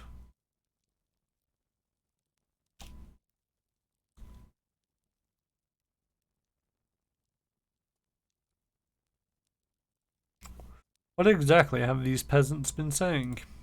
Oh, the usual. Brimwigger folds his arms. That they don't enjoy the benefits of their labour. That they're treated too harshly. They are lazy, my lady. That is all.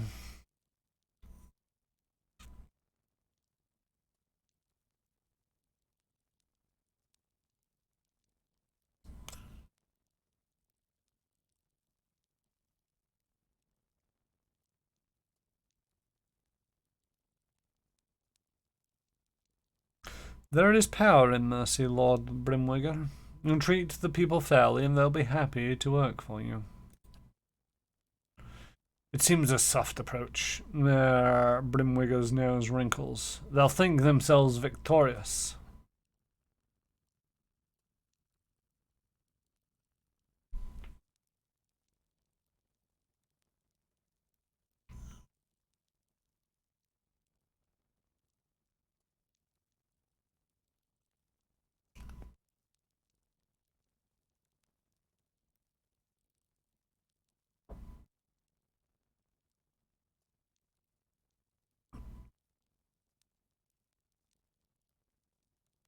Without people, you've nothing to rule over but rocks and trees. Try showing at least a little respect. Brimwigger frowns, but there's a thoughtful look in his eyes. I'll grant you that there is some merit in what you say. Thank you, Lady Cashra, for your time. I'll consider your words while I journey home.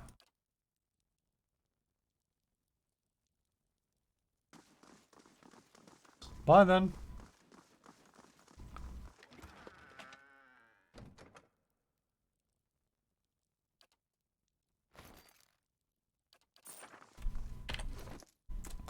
Anybody not wearing a belt?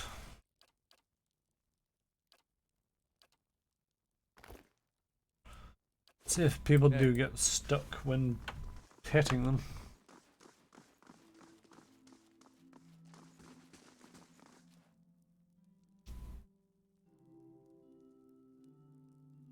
My lady, I have heard terrible things. I was worried you'd not return. Is it true that there have been riots in Defiance Bay? And that Ivar Wolfgren has been slain? It is true. How terrible.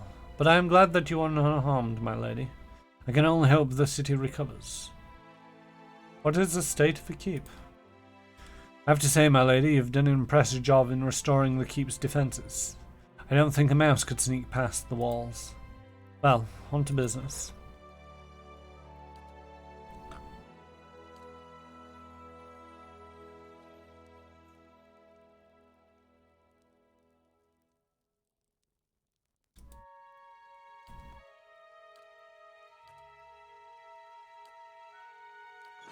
Right, let's go check the paths down.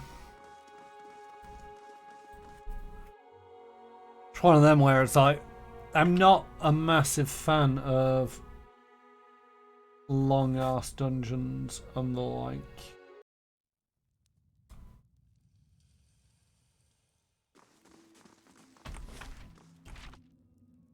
Welcome.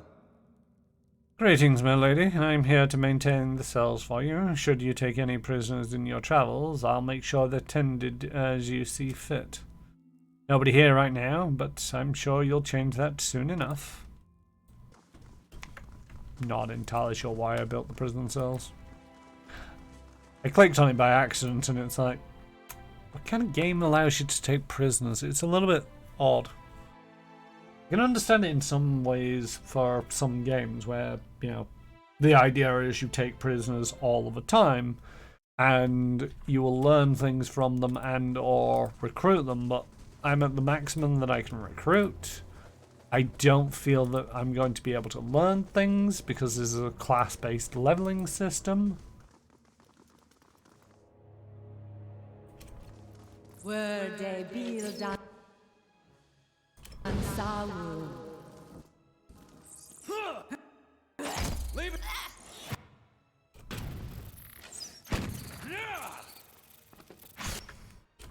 That's it.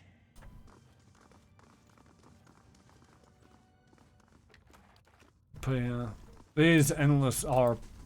They're not endless. I think there's like 13 levels to this place. Were they build on Sawu?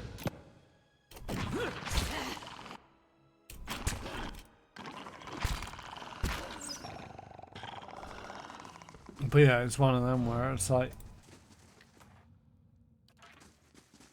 Heavy iron key. Cobblestones and bricks are bound to this old, rusted old cart with by thick spiderwebs.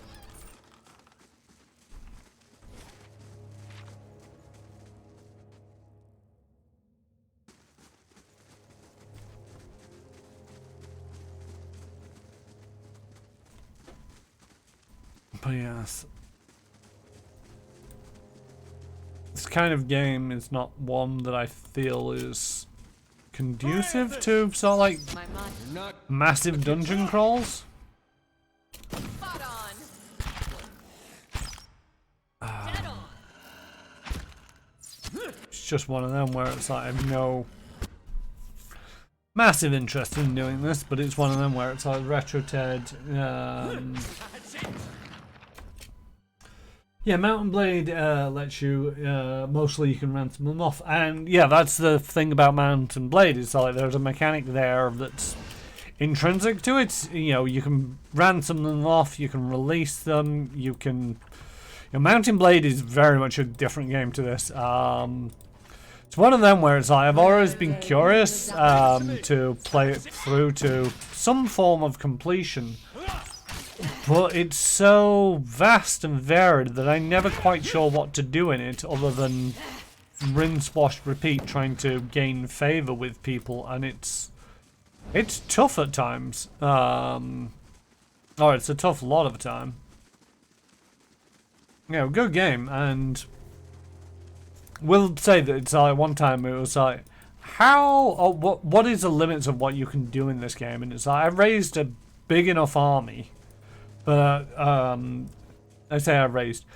cheated just to mess around with the engine and sort of like had infinite money and super powerful companions, and we managed to raise an army and absolutely You're not getting through me. decimate places. Oh, hello, Spider Queen. How big is this place? It's not that big. Ah, itchy nose. But you could, you know, if you got enough reputation in that, you could set yourself up as a king over an area and start progressively working your way out. And, you know, the only limits that you had was, you know, it's one of them where it's like you could either play it as sort of like an individual dealing with things and having a small band of highly trained people and doing odd jobs and being very careful about things, or you could raise an entire army and storm castles and the like and really go to town on it. And it was one of them where it's like, I'm not quite sure which genre it fit in, because you know, if you did start building your own kingdom, it came to this turning point where all you were doing was running around to try to manage and maintain these things, playing it more like a really slow ad hoc civilization game than a sort of like... There was a thing in there.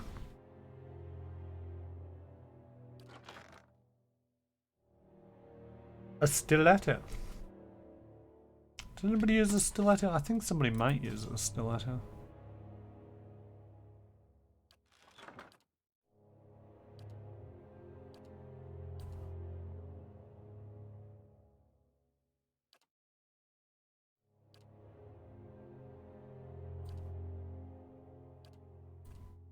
Nope, nobody ever got it at the moment, if anybody.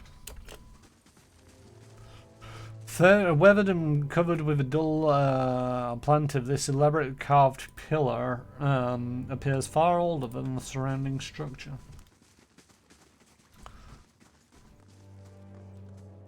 But yeah, it's one of them where it's like, I don't... Oh, a tiny spider pet. How delightful.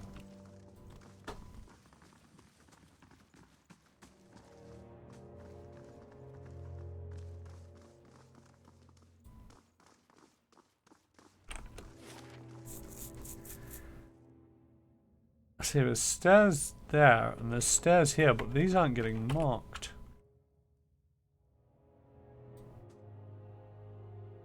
These seem to be going up. Is this going to lead me outside or?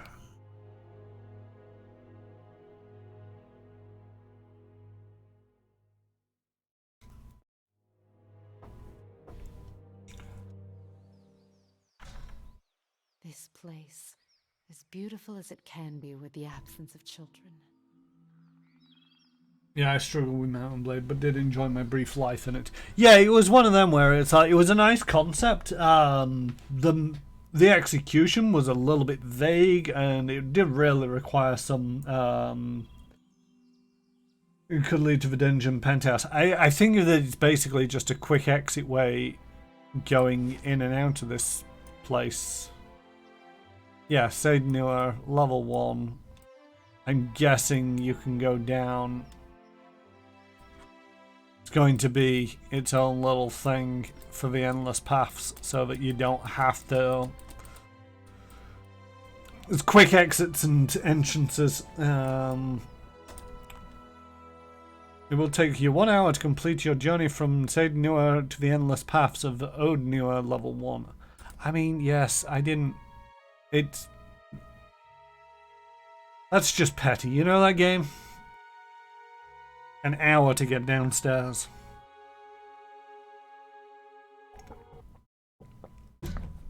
There was some districts of whatchamacallit that didn't take an hour to get around.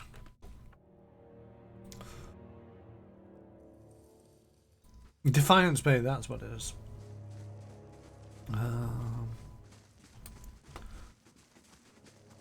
But yeah, I feel that Mountain Blade could have done with a little bit more of a guided experience, maybe a smaller experience, or, you know, some kind of narrative plot that built up to that larger experience. Just dropping you in with, you know, you go through character generation and it gives you a bit of backstory into everything, but it tells you nothing about where you're going to start. I've been writing a book on how to safely get downstairs. It's a step-by-step guide. Badum-tish. I need to get a badum-tish audio alert. Maybe a sad trombone.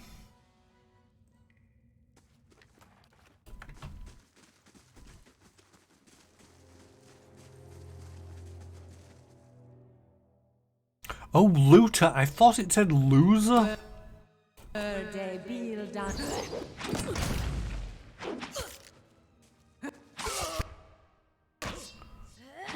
So it's a bit on the nose if it's saying that it's a loser.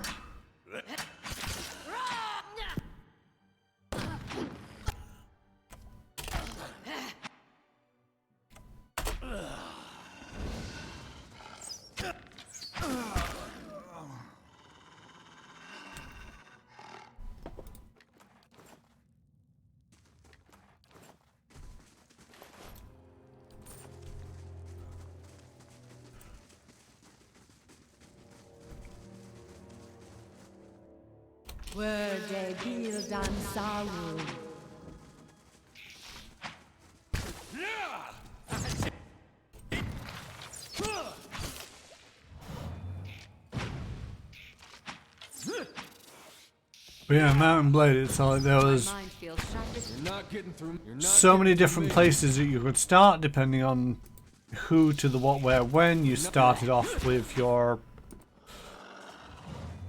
parentage and the rest of it, and I can get it to spill it. very much different styles of play required, whether you started off by the coast and went with sort of like mercenary pirates and the like, or whether you started over in the deserts with horsemen and horse archers and, you know,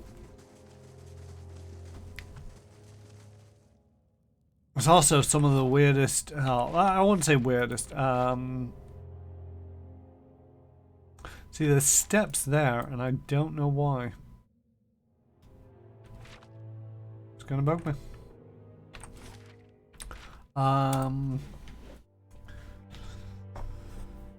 You know, raiders would take slaves of villagers and women, and you couldn't hire these women anywhere in the game, but if you freed them from captivity, some of them would agree to join you potentially as shield maidens in your army, and they became really powerful units, but they were really difficult to recruit because you could only get them through the raiding, which was a great mechanic, but you really had to do a good job of looking after them, and you had to be making enough money to pay your army or morale would suffer, and it was just, and sometimes it was an absolute pain in the arse when it was like, oh yeah, you know, you'd speak to some king and lord or whatever, and it's like, oh yeah, I want to pass a letter on to this guy. The last time they were seen was clear the other side of the map, and until you knew roughly where things were on the map, by village name, and there was a lot of village names, it's like, oh yeah, I'll take a letter to that guy, and it's like, alright, cool, and then you find out that it's clearly the other side of the map, and they're not waiting there for you. They're literally moving around and living their own life, so by the time you got there, you'd have to ask around from anybody you could find, and it's like, oh yeah, I'm looking for such and such, and it's like, oh yeah, they were seen all the way over there, because you're coming from here trying to go to there, which is all that distance. In the meantime, they're traveling at the same or faster or slower, but usually the same or faster speed in a completely different direction, and you were just constantly trying to chase after these people to basically be like, and here's a letter for you for this minor reputation change. It's just nuts. This crooked effigy has been cobbled together with logs, scaled hides, and bones. A human skull adorns top. How delightful. Smells like home.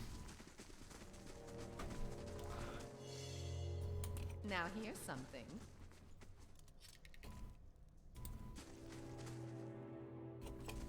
Were de bildan sawu.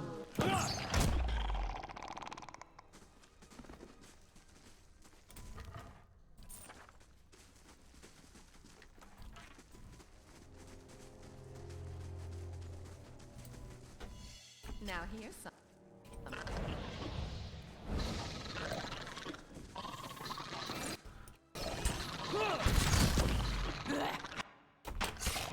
Make with the mother.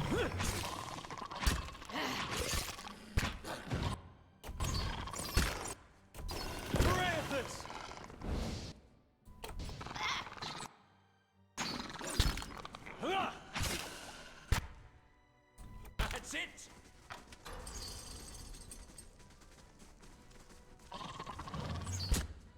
No, don't go running in there.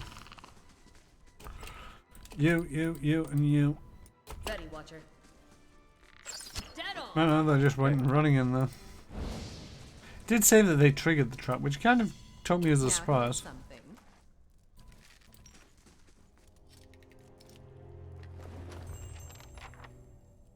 Find more pieces of the ancient sword.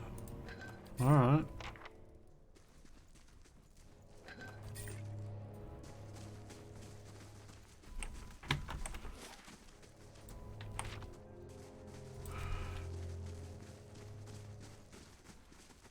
It smells like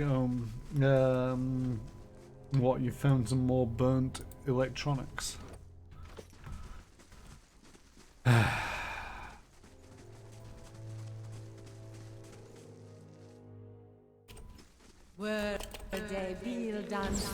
Worm.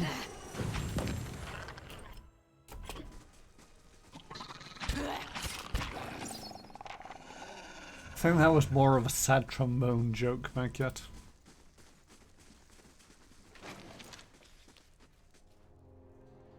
This sourdough is lying in the corner of the chamber. Its ribs show starkly beneath its scaly hide, and its breathing is laboured whilst whistling breath causes obvious discomfort.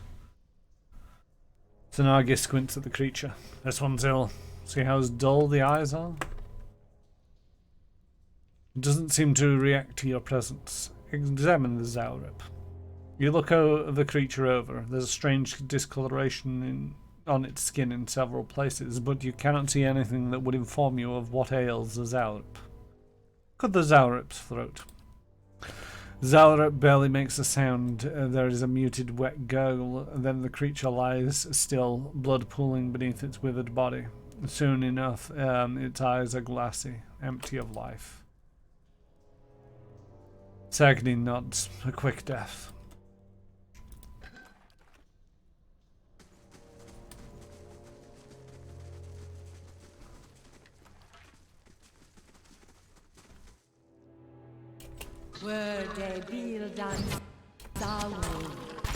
Leave it to me!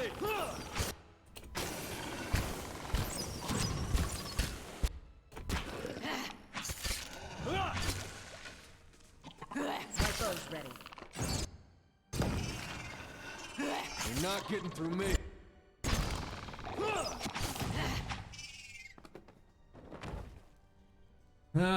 Alright, catch you later, my cats. I hope everything goes well with Sabasa. And I appreciate the look. Curled against the inside of this broken shell is a tiny white shape. Only when a tiny toothy maw opens to let out a frightened squeak is it clear that there is a small worm recently hatched. Pick up the worm.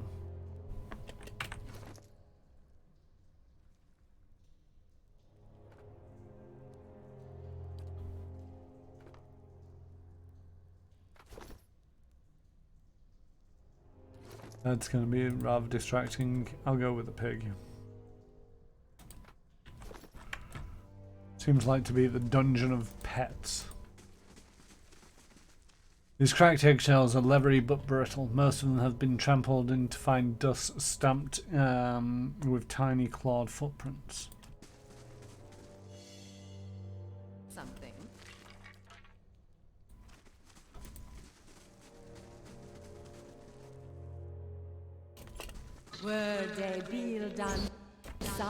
Not getting Leave it to me!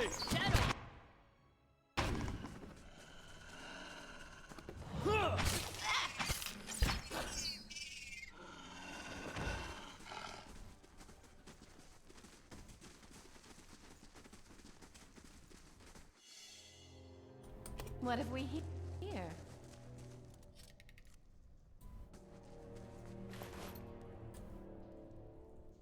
Thurman's Curse. This is a rolled up piece of parchment. This rolled up piece. Oh my word. I can English, honest. This rolled up piece of parchment is covered in smeared charcoal scrolls. Let me get it down in writing.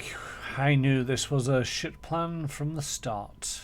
Merrick gleefully, as a toddler, convinced we were going to talk to Zaurips into helping us fill our pockets. And Andrus, right on the right into the great big pit, more like. And now we've all run off like hares. Meanwhile, here's me up to my armpits in bones and Zaurip shit. I hope you all rot down here. I hope that Merrick trips right off the edge of the world, and Dafton loses what left of his wits and guts to the rest of you. 5 of us left, and you run. Curse each and every one of you, and curse me too for dying here on account of a bunch of mewling pisspots. Here's for when one of you rotten lizard bastards learned some Adrian. I hope you all fucking choke. A hand and key. Worn by Penthrel, a paladin of kind wayfarer, as this breastplate bears an elegant relief of 2 hands presenting a key. Penthrel commissioned the armor to demonstrate his dedication to the idea of opening paths and doors to those who might otherwise find the passage too dangerous. While his devotions to the order dictated among almost every facet of the man's life, Penthrel was also a faithful adherent to the god of Berath, and the key in hand served as a personal reminder that the final door he opened would bring him into his god's keeping.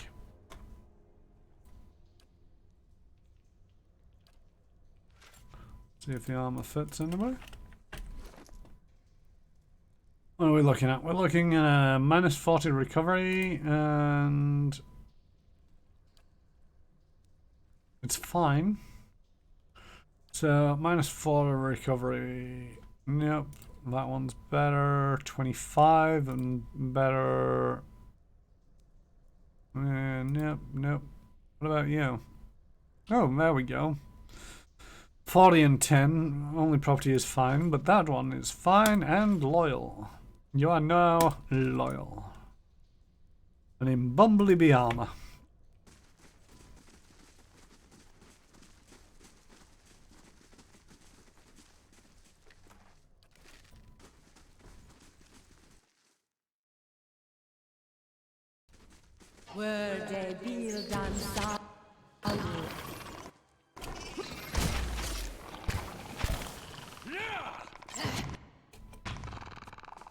That's a lot of blood.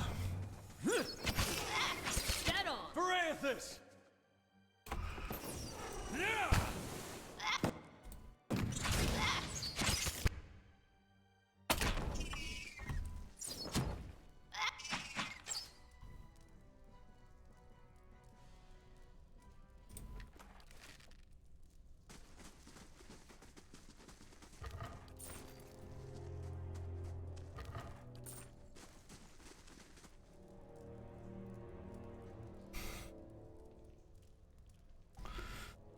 Zaurip High Priest, stepping into this chamber, you are assailed by a cacophony of screeches, growls, and barks. Blood-splattered Zaurips dance in frantic leaping motions. To one side, Zaurip plunges his hand into a bucket teeming with blood, and to daub patterns onto others eager to rejoin the rites.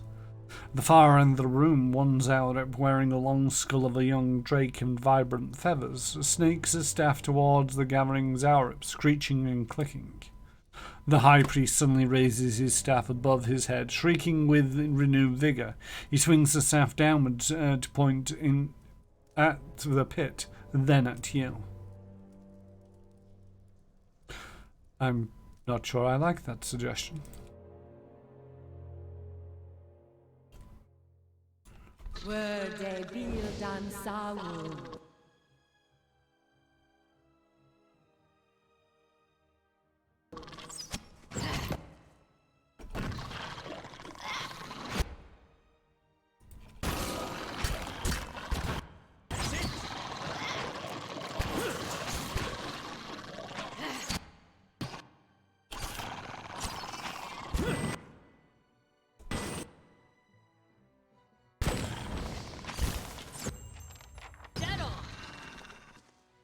Completed research on the Zaurip skirmisher. I figured out what that didging of noise is. It's like the completion of research when you kill enough of anything. It gives you... So the best year progress hour at Priest is at 87%. 546 experience out of 648 earned. Just gives you more stats to go off in the book. It's one of them. It doesn't really... It's nice that it's there because it's useful from sort of like a turn back. No, I want to throw myself into the pit. There is only death upon the endless paths. Yes, and I'm here to arrange it for as many people who decide that they don't like me.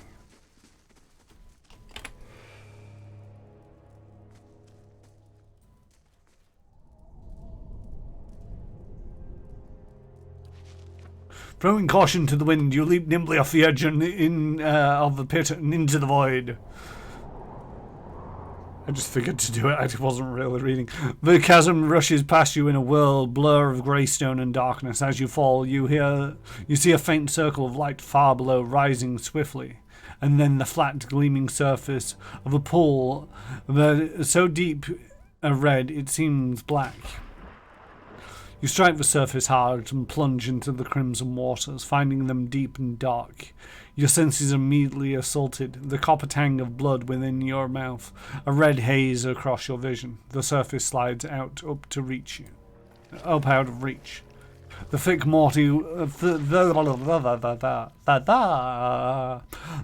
murky waters hinder your swimming, threatening to pull you down into the unseen depths of this grim pit.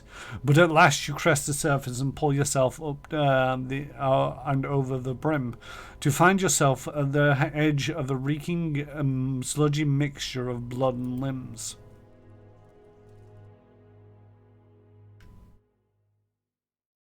That's not the reaction that I was hoping for.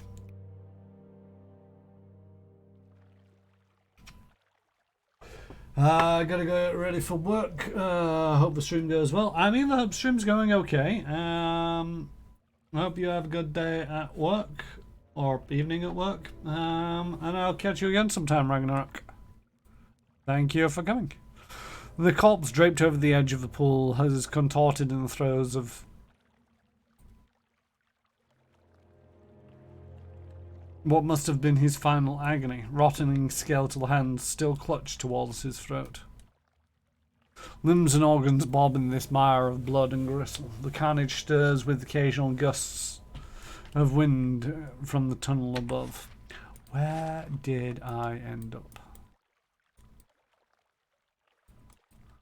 We do not know. Oh, level 5. There we go.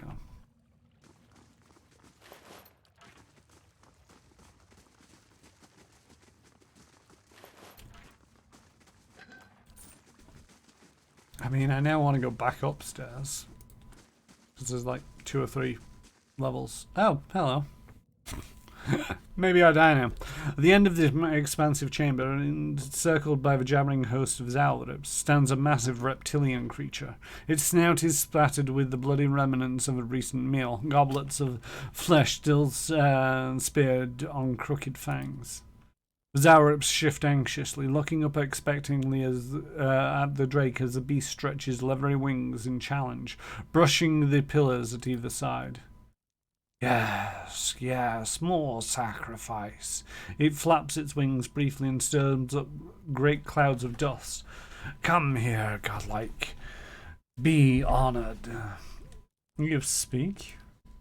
The drake stamps one clawed foot on the ground. I speak, and the stone shakes. I speak, and the lizards bring gold. I speak and eat well. Yes, I speak.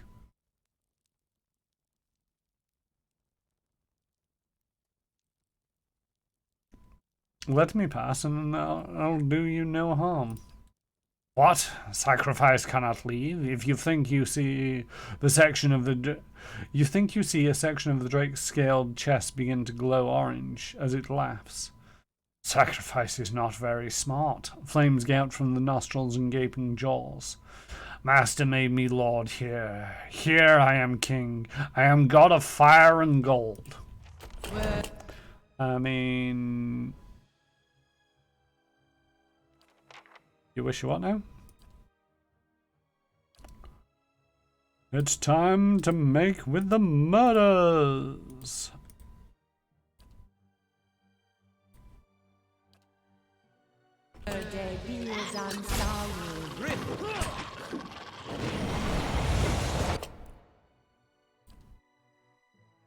We need more murder.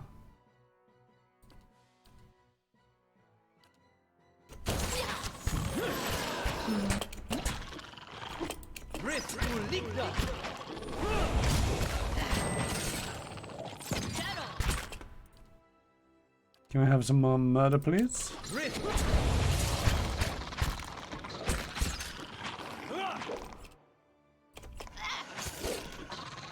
Got an arrow for this. Very helpful.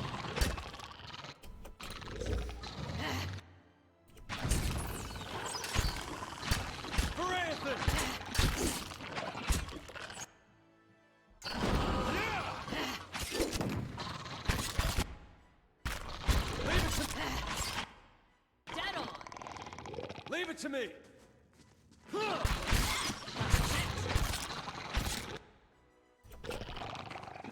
And now we're just on cleanup.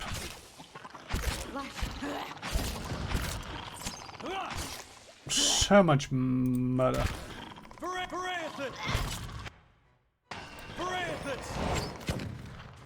Maybe I should have killed the priest doing some of the healing.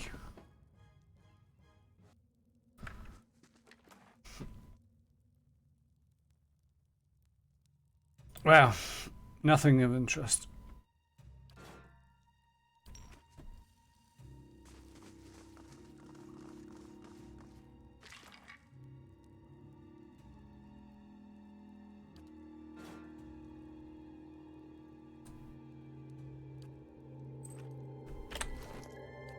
Is that shield any good? Not as much deflection, but not as much accuracy penalty. Preservation is a thing on there. Preservation. Roughly is plus 50 defense while stunned, plus 50 defense while prone.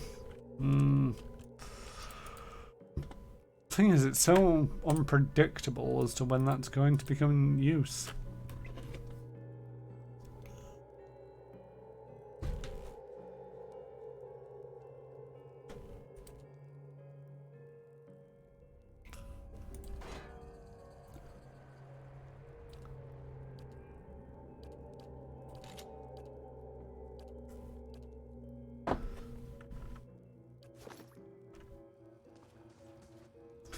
Vague shapes of kif are visible in the coal black ash coating the brickwork.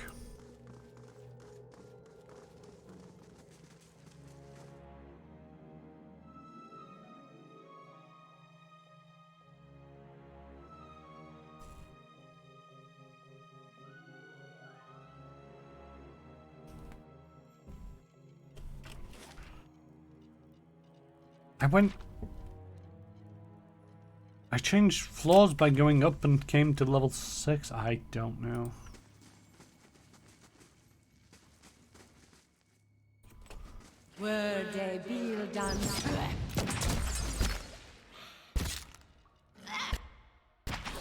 Some 13 levels to this. I don't know how difficult these levels are going down either. It's all like, are you expected to come back here over several points in the game, or are you expected to, once you get to a certain point, be able to go top to bottom? Am I at that point? Am I not at that point?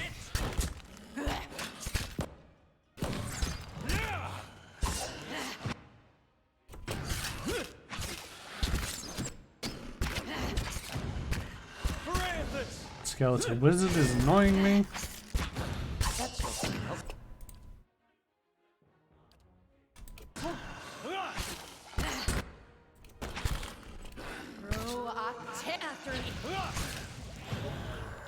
You're not getting through me. I got deal with this one.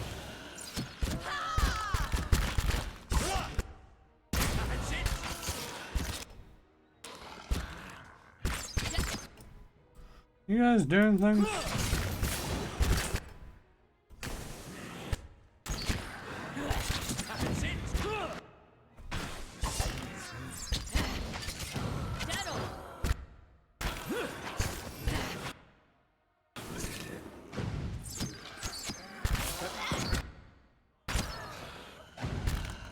getting through me.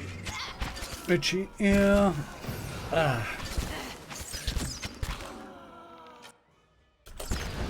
Oh, these things are really tough. Alright.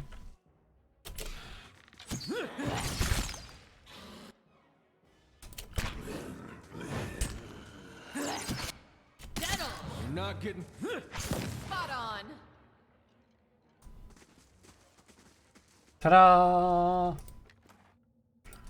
Oh, that was a mistake. God, I just filled their inventory with a layer of junk.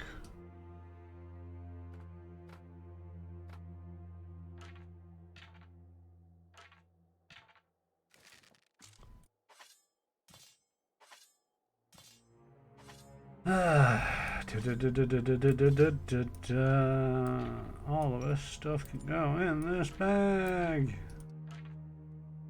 Oh yeah, I think that was most of it, and a couple of tab does that.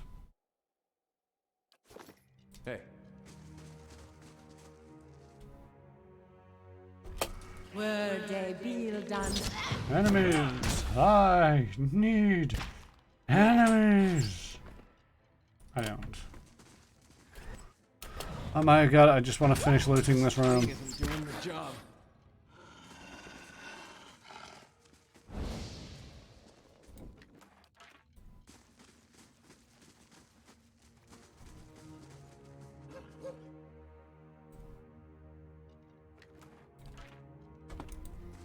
Oh.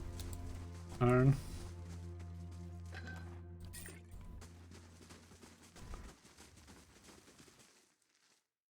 were they built on Leave it to me.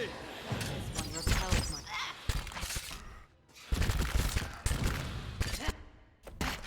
Leave it to me.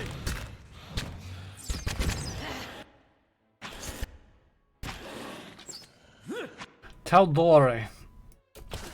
Sorry, there was a conversation right at the start of the stream about Matt Mercer's setting for D&D, and it's called Taldore.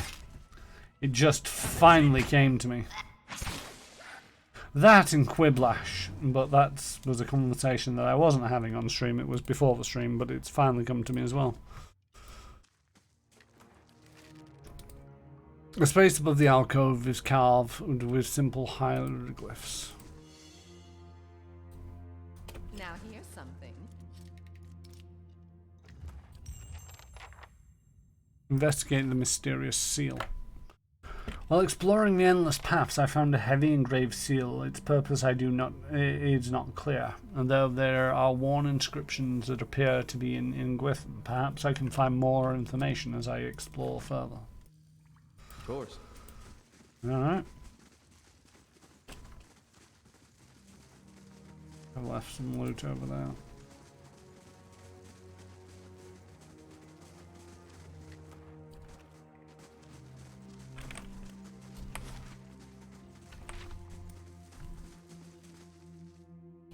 were they built on solid.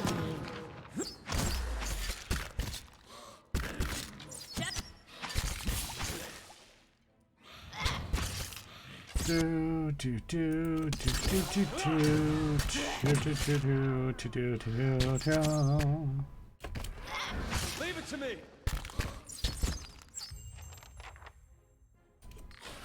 Leave it.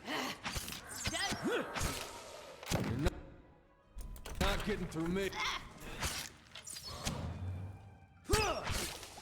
That's it.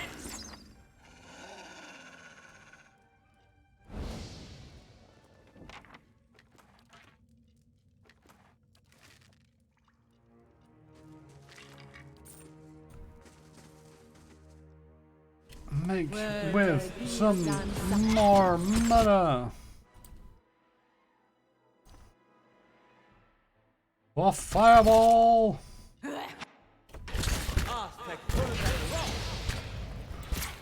Why not? Everybody loves a good fireball every now and again.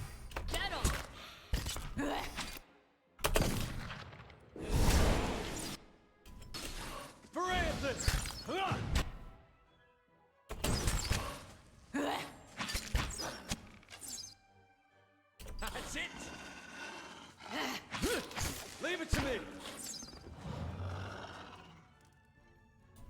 right then.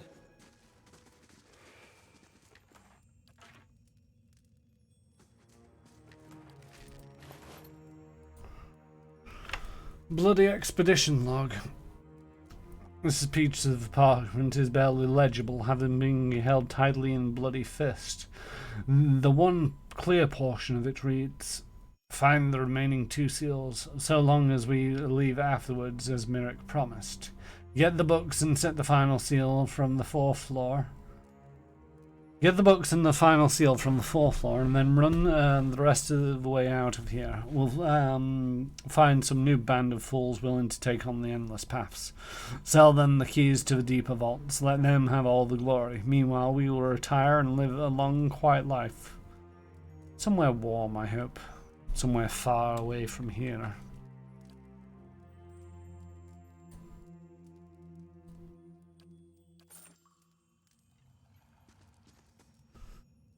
Hello?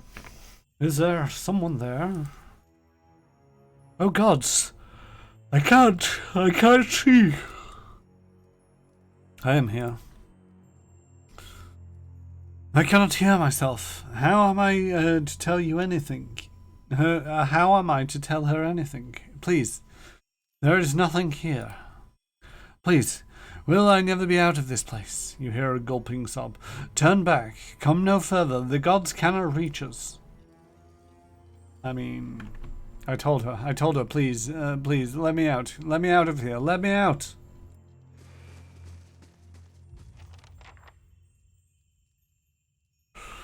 Two large, heavy doors bar passage forward.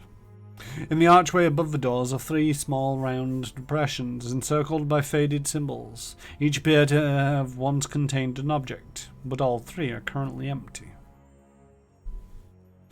Examine the left socket.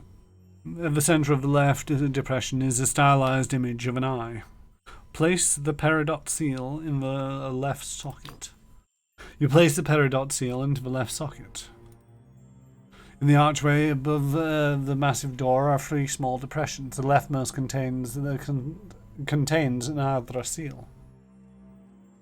Leave, because I don't have the other 2 seals. Yeah, I can leave them in there indefinitely.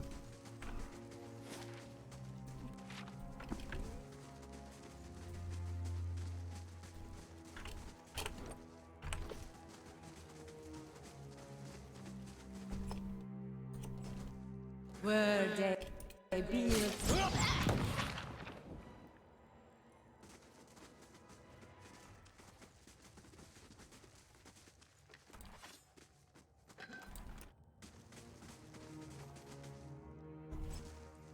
Were they built on solid?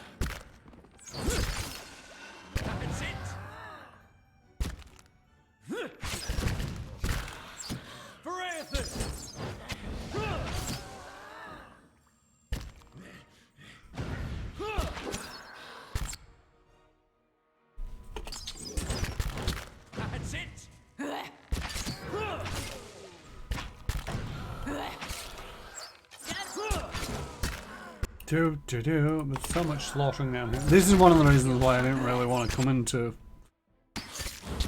the endless paths, because it's just wholesale slaughter. And not really much to talk about. My mind feels sharp as steel. Or people to talk to. Or, well, anything.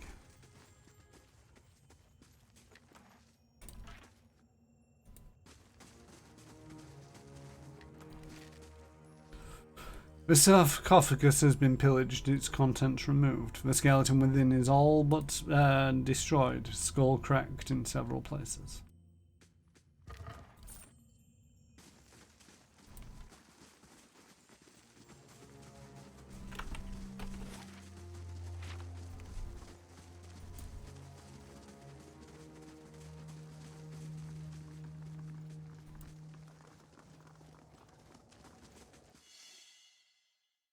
Now here's something.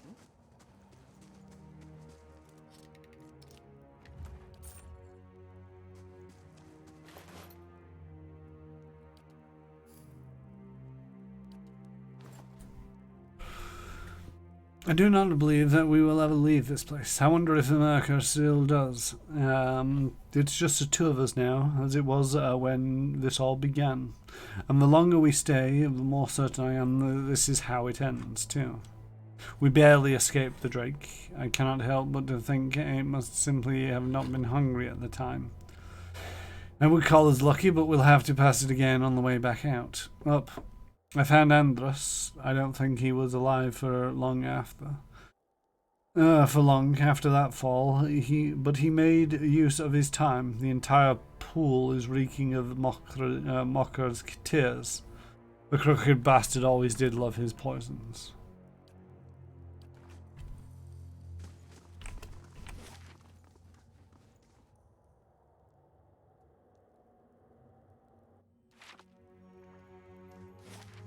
Can I leave via... So I found another one of these seals, which is like, yay, great.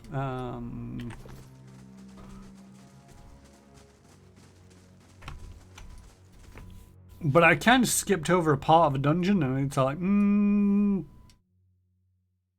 don't really want to skip part of this dungeon. You know, I don't mind doing it, and I'd like to explore every nook and cranny if I can. Oh, there's a door out over here. Oh my word.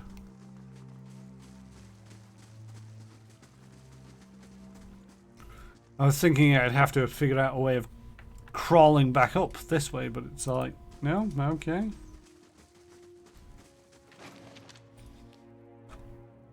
It appears to be a torn page from some larger text. Scared didn't make it. I know Marek tried his best. No point in turning back now. That's what Mark is saying. I think the point of leaving. I think the point is leaving the ruins alive. We've lost half our people already, and I'm not sure how we are meant to survive this place, especially with Saida gone. The gods were kind to let us find the study and the books here. Those tomes would fetch quite a good price in and of themselves, but we don't need to go any further. But the seal has stirred his blood. He's sure we'll find more Ingwerth and relics below. Every step takes us further from the guaranteed haul and deeper into unknown territory. I don't know what madness has gripped him. I can't stop thinking about Igriga. The way she screamed. Dum dum dum. Were de bildan sawu.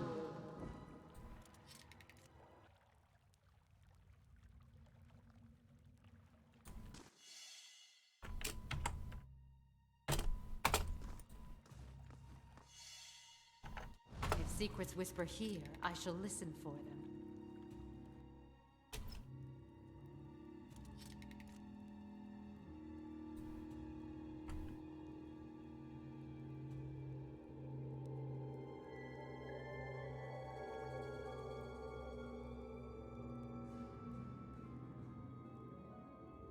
Hey. Where it pauses the game and cancels the instructions when it's like, you've seen an enemy, and it's like, I know there's enemies there. I'm thinking about how I'm going to ambush them. Leave it to me.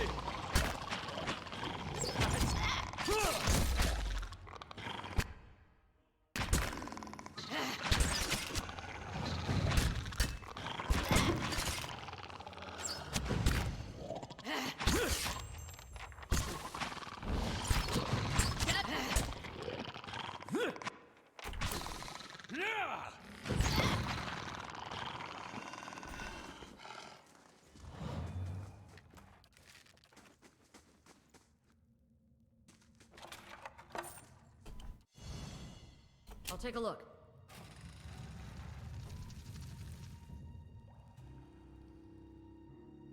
The Zaurips have piled together coins, discarded jewellery, and battered fragments of ornamental weapons and armour.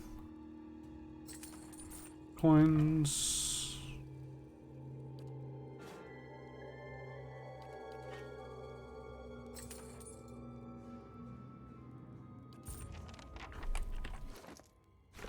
The blade of the endless paths.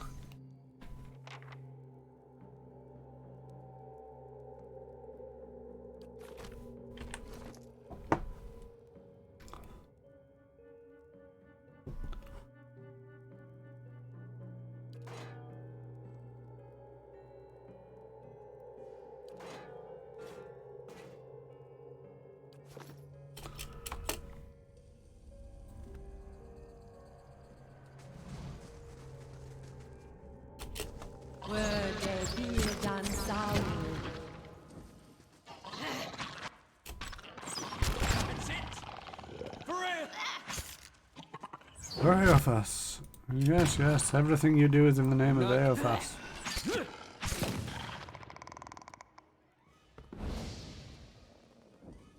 My thoughts will be as silent as my feet.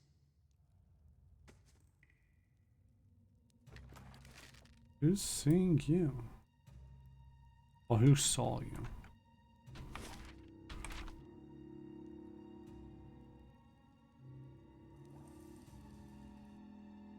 I don't trust this place. I'm expecting more traps all over the show.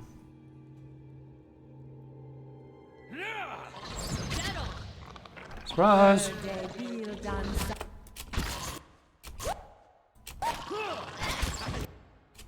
Leave it to me. Do do do do do do.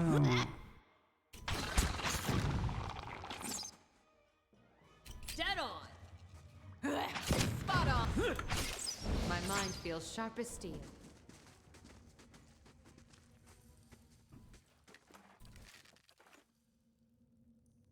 This alcove has been lined with straw and bundles of feathers and fur.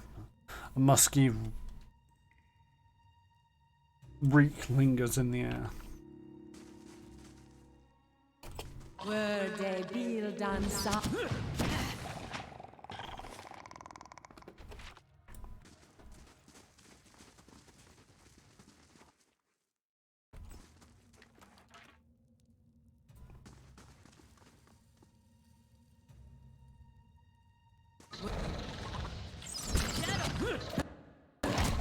So many Arabs died in the making of this level. So many.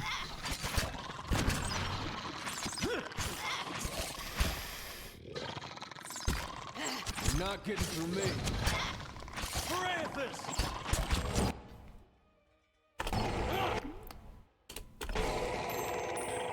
You're not getting through me.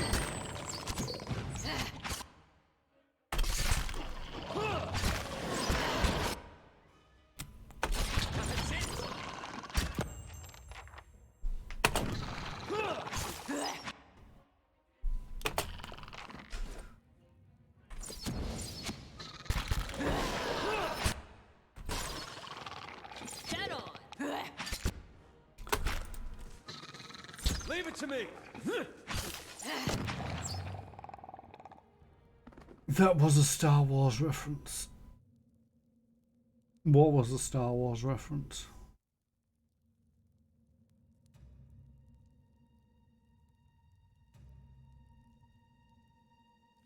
Was that a Star Wars reference? What did I say?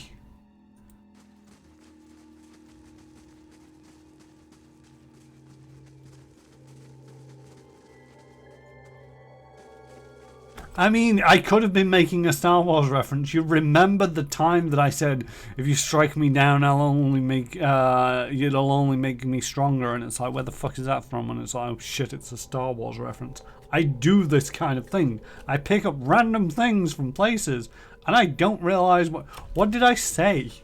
That's the main thing. I'm so like, I don't recall saying anything. It's one of them where it's like, it's coming up to the end of a stream. I'm actually fairly hungry, and I was thinking about, oh yeah, I'm just gonna, you know, finish up soon. Gonna go get some food, enjoy the food, probably gonna listen to something while I'm cooking. Oh, many Bothans died to make this possible. I mean, It was more a play on the fact that, you know, you watch a lot of movies and whatnot, and it's like, it'll say no animals were harmed in the making of this level, and it's like, no, many Zaurips were harmed in the making of this level. But no, I didn't mean it to be Bothans. The thing is, it's all, I cannot recall off the top of my head what a Bothan is. I'm terrible. I do not apologize. I've heard that quote, but I can't remember where it's from.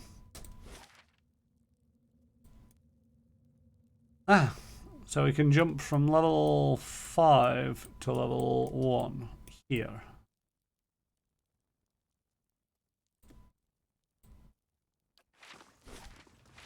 Right. Actually gonna go back to Sade Newer because some people are looking a little rough. We're gonna save it. And then we're gonna come back down next session.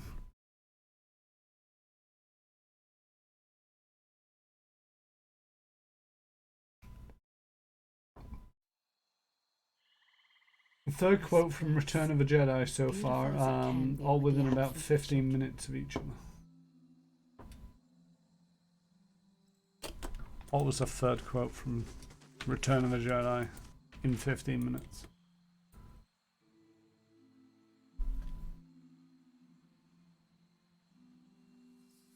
I'm terrible. My memory is shocking. Oh, the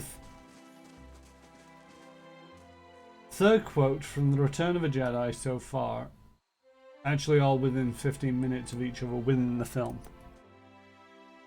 The thing is, I've seen the original trilogy, the prequel trilogy, and the Skywalker saga. I don't think I'll see her again. Fly casual. Many Bothans died. The thing is, I've seen all of these movies. Individually, I have a vague recollection of all of these movies. I cannot tell you which one is Return of the Jedi. I think it's a third of the original trilogy, so episode 6.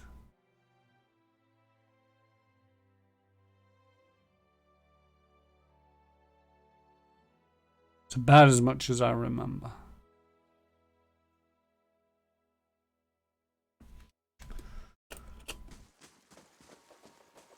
It's the one where the Jedi's come back. I mean, it kind of gives it away in this whole like, Return of a Jedi. So, I do hope.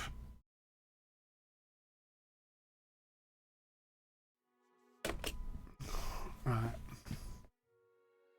God, this is stretching the memory. It's been at least a decade since I watched the original trilogy.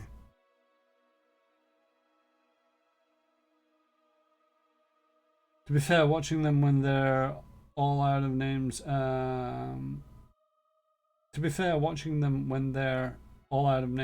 could get muddled quite easily. Yeah, and the thing is, by the time that I actually got round to watching Star Wars, it tended to be sort of like my mother deciding, oh, we're going to watch Star Wars, and it would just be a day-long marathon of the original trilogy, because that's what you did. You know, they weren't extended, they weren't, you know, they're what, 2 hours long a pop?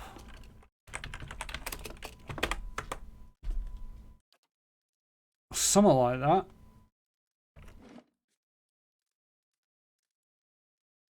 So it'd be a case of we just sort of like sit down and then watch the original trilogy back to back to back.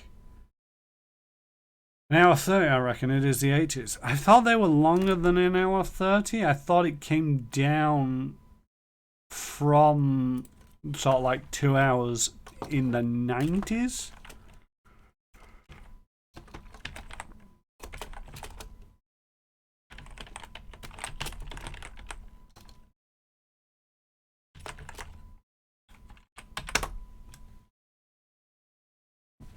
Yeah, the original ran in 121 minutes. The Empire Strikes Back is 124 minutes. And Return of a Jedi.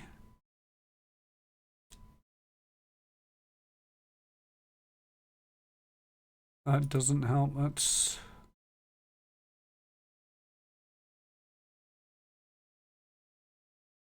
Wait, what? Why are these out of order? So A New Hope is at 121, Empire Strikes Back is 124, and Return of the Jedi is 132. So they're all 2 hours a pop.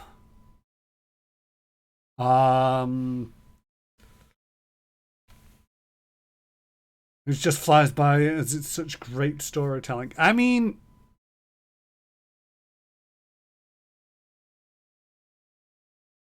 I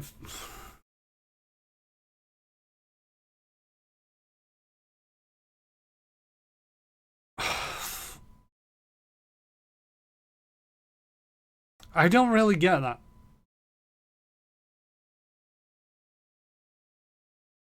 You know, it's one of them things where it's like I could never get that deeply invested in Star Wars.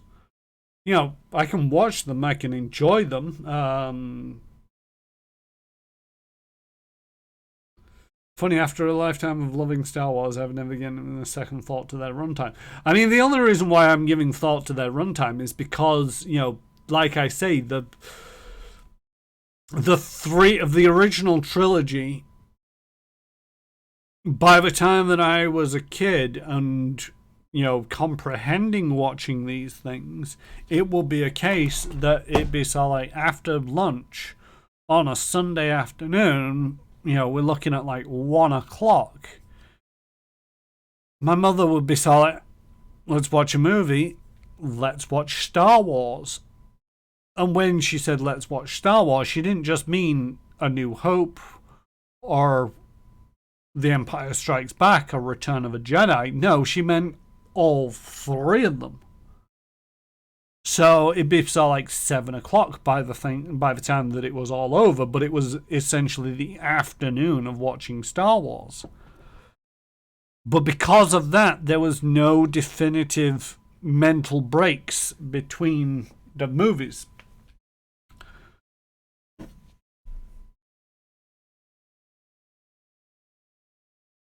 So I can give you a rough plot of the 3 movies back to back to back.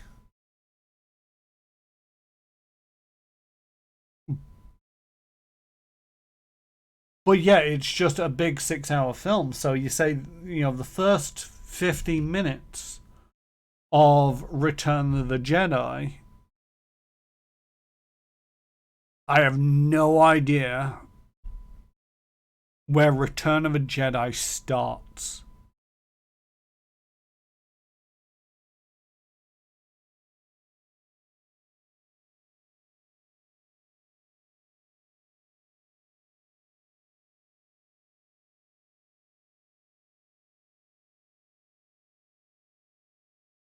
Nope, absolutely nothing going on. You know, it's like A New Hope.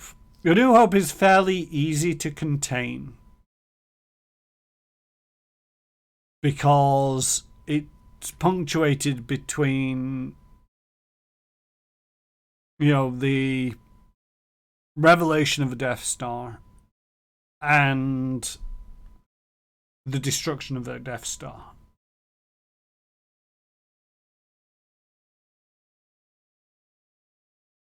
After that, I do believe it's on the planet of Hoth,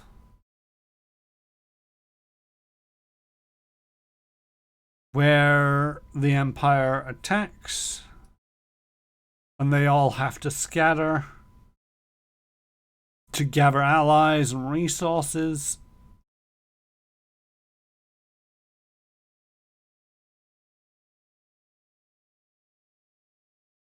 Han and Luke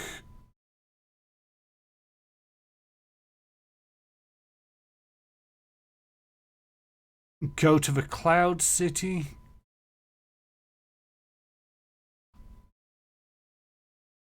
Solo gets captured. Skywalker faces off against Vader, loses his arm, find out he's his dad. Spoilers.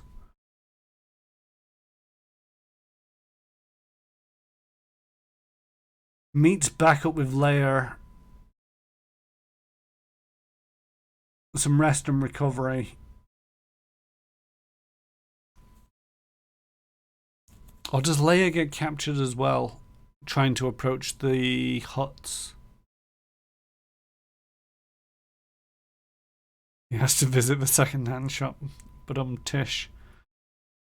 I think Leia might have also got captured, I think Leia got captured by the huts.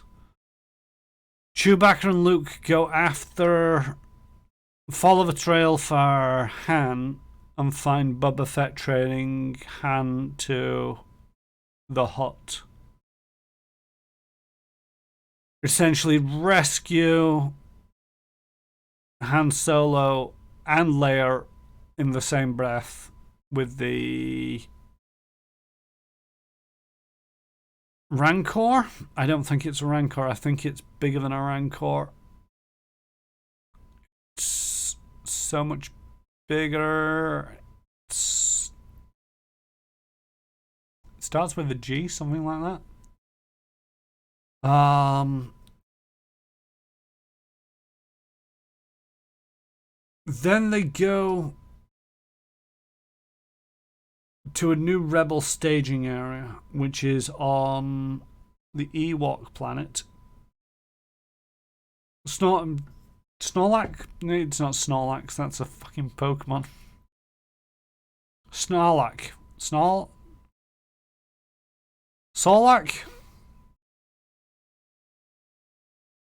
Some big desert worm thing that eats the hot barge. But yeah, they eventually escape that. Everybody's reunited. Then they go to the Ewok planet to set up a new rebel base. The Empire comes and attacks there. Massive fight scene. Ewoks help them win. They pretty much, I think they get captured a bit, but then convince them that it's a good idea to let them free. Then we get into the final movie. Vader's built a new Death Star. Luke has gone off to Dagobah to train under Master Yoda.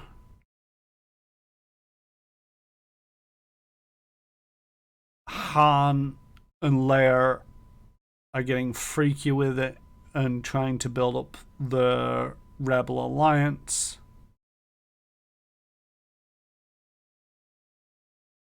Fast forward a bit that Vader is getting a new Death Star operational. Cue Emperor Palpatine just to sort of like show them off a bit.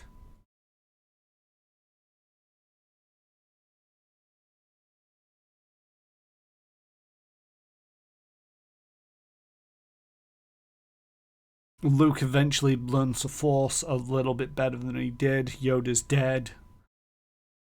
Joins the Force.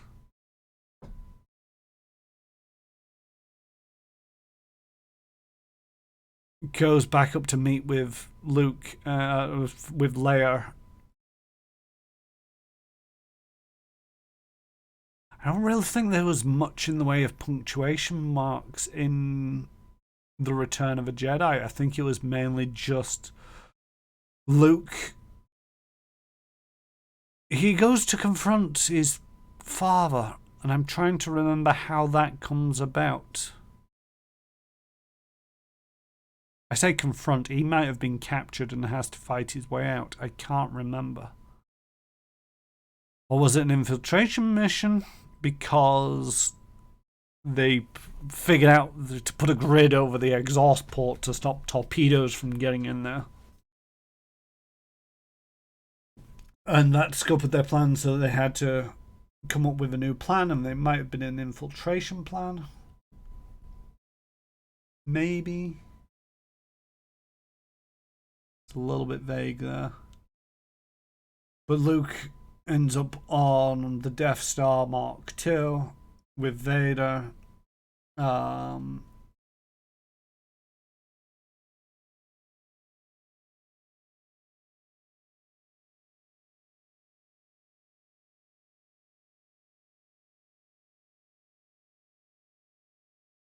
They end up fighting. Vader tries to convince Luke to join him. Luke doesn't want to. Fights Vader. Is about to defeat him. Then the Palpatine wants Luke to join him instead. He also declines, so Palpatine sort of like shows him the meaning of pain, which Vader takes exception to, whether it's jealousy or whether it's a paternal defense of his own kid. Ends up throwing Palpatine off the edge down into the reactors or wherever that hole went. The Death Star is being attacked by the Rebel Alliance from the outside. They need to evacuate. Luke and Darth Vader so like go off to this shuttle. I want to call him Orlando, but it's something like that. Comes in, massive fight, just everybody, Han Solo with the Millennium Falcon, and everybody just turns up at that point to take out the second Death Star. It wasn't finished, so they do eventually manage to take it out without having to sort of like bullseye a womp rat with a torpedo. Closing credits. Vader has died, but has joined the Force anyway as kind of a redemption thing. And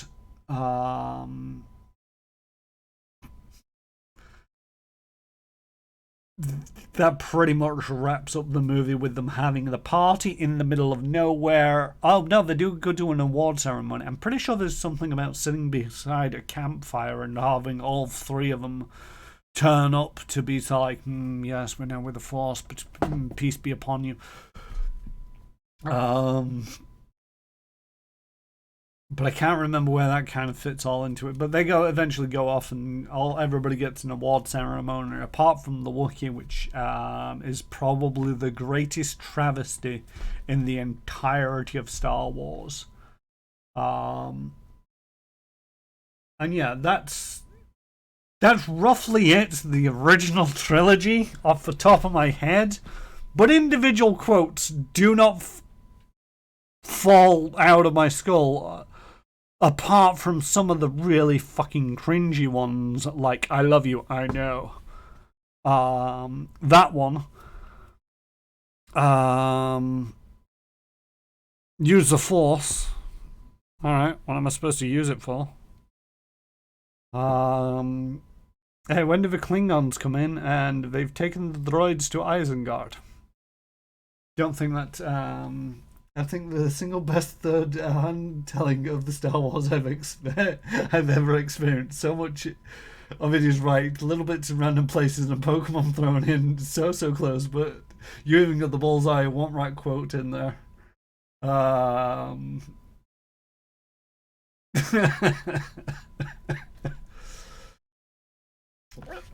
See, J-Station, that actually just puts me, it's all like, that's the best 10 minutes you've ever streamed. It's all like, if that's the best 10 minutes I have ever streamed, I need to fucking quit while I'm ahead, because that was just so, yeah, trying to bring back, or drag everything back up and place it roughly in the right order. Please highlight this as Chiron Explains Star Wars. It was good, but it's not Gavin. I mean, Gavin is Rooster Teeth, as if I'm not mistaken, known for Red vs. Blue, Achievement Hunters, and the like. Please tell me if I'm really getting this wrong. And he's a little bit oblivious of things, so when he comes to explaining things, it's not very clear because it's all like half remembered, half mulched in with other things, and possibly also doing it for a little more of the entertainment factor, rather than an honest to God attempt. But anyway, I am really hungry and I need to go make food. Yep, I've linked a vid in your reference channel on the Stumbled In. So yes, I have been I will continue to be Karen Rossmer. I usually stream here on my channel on Tuesdays, Thursdays, and Fridays, although there's a lot of times that I'm missing either the Tuesday or the Thursday. But on Tuesdays and Thursdays, I stream Pillars of Eternity. After Pillars of Eternity, next lined up is Yakuza Like a Dragon. On Fridays, I am currently streaming Alien Isolation, which will, after Alien Isolation, will go into BioShock, the original one. You can also find me over on Manapot Studios on Monday evenings for next Monday. Then we're taking a break for a week, and then we've got maybe 1 or 2 sessions, and then we're going to be going on hiatus. That's on Monday, 7:30 p.m. 7:30 p.m. UK time, GMT, I think it is. And so yeah, that's Manapot Studios most Mondays. And in the meantime, you can usually find me and a number of people who hang out here, as well as a bunch of other fellow streamers over on the Stumbled In, which is a Discord, not was a Discord, which was set up by me, Krifu Bernal, Retro Ted, and JStation64, where we hang out, talk about geeky things from video games to retro games, tabletop games, just about anything that comes up. So if you want to hang out there, that's all good. And I think that just about covers it. I'm not sure if anybody's streaming this evening. So let us see if that is happening. If there's anything happening, what's happening? Oh, we've got Krifu Banal streaming Quest for Glory 2. Quest for Glory 2 seems to be going on a lot longer than the original Quest for Glory, but they are a fellow innkeeper over at the Stumbled In, so we are going to be raiding them. They also are one of my players when I stream All the Glitters Explode over on Monopod Studios, along with Retro Ted, Krifu Banal, JStation64, and Crit Commissions. And I think that just about covers everything. I'm going to go find something to eat. And if you join me in the raid, thank you very much. If you don't, I hope to see you next time. But until then, daddy bye.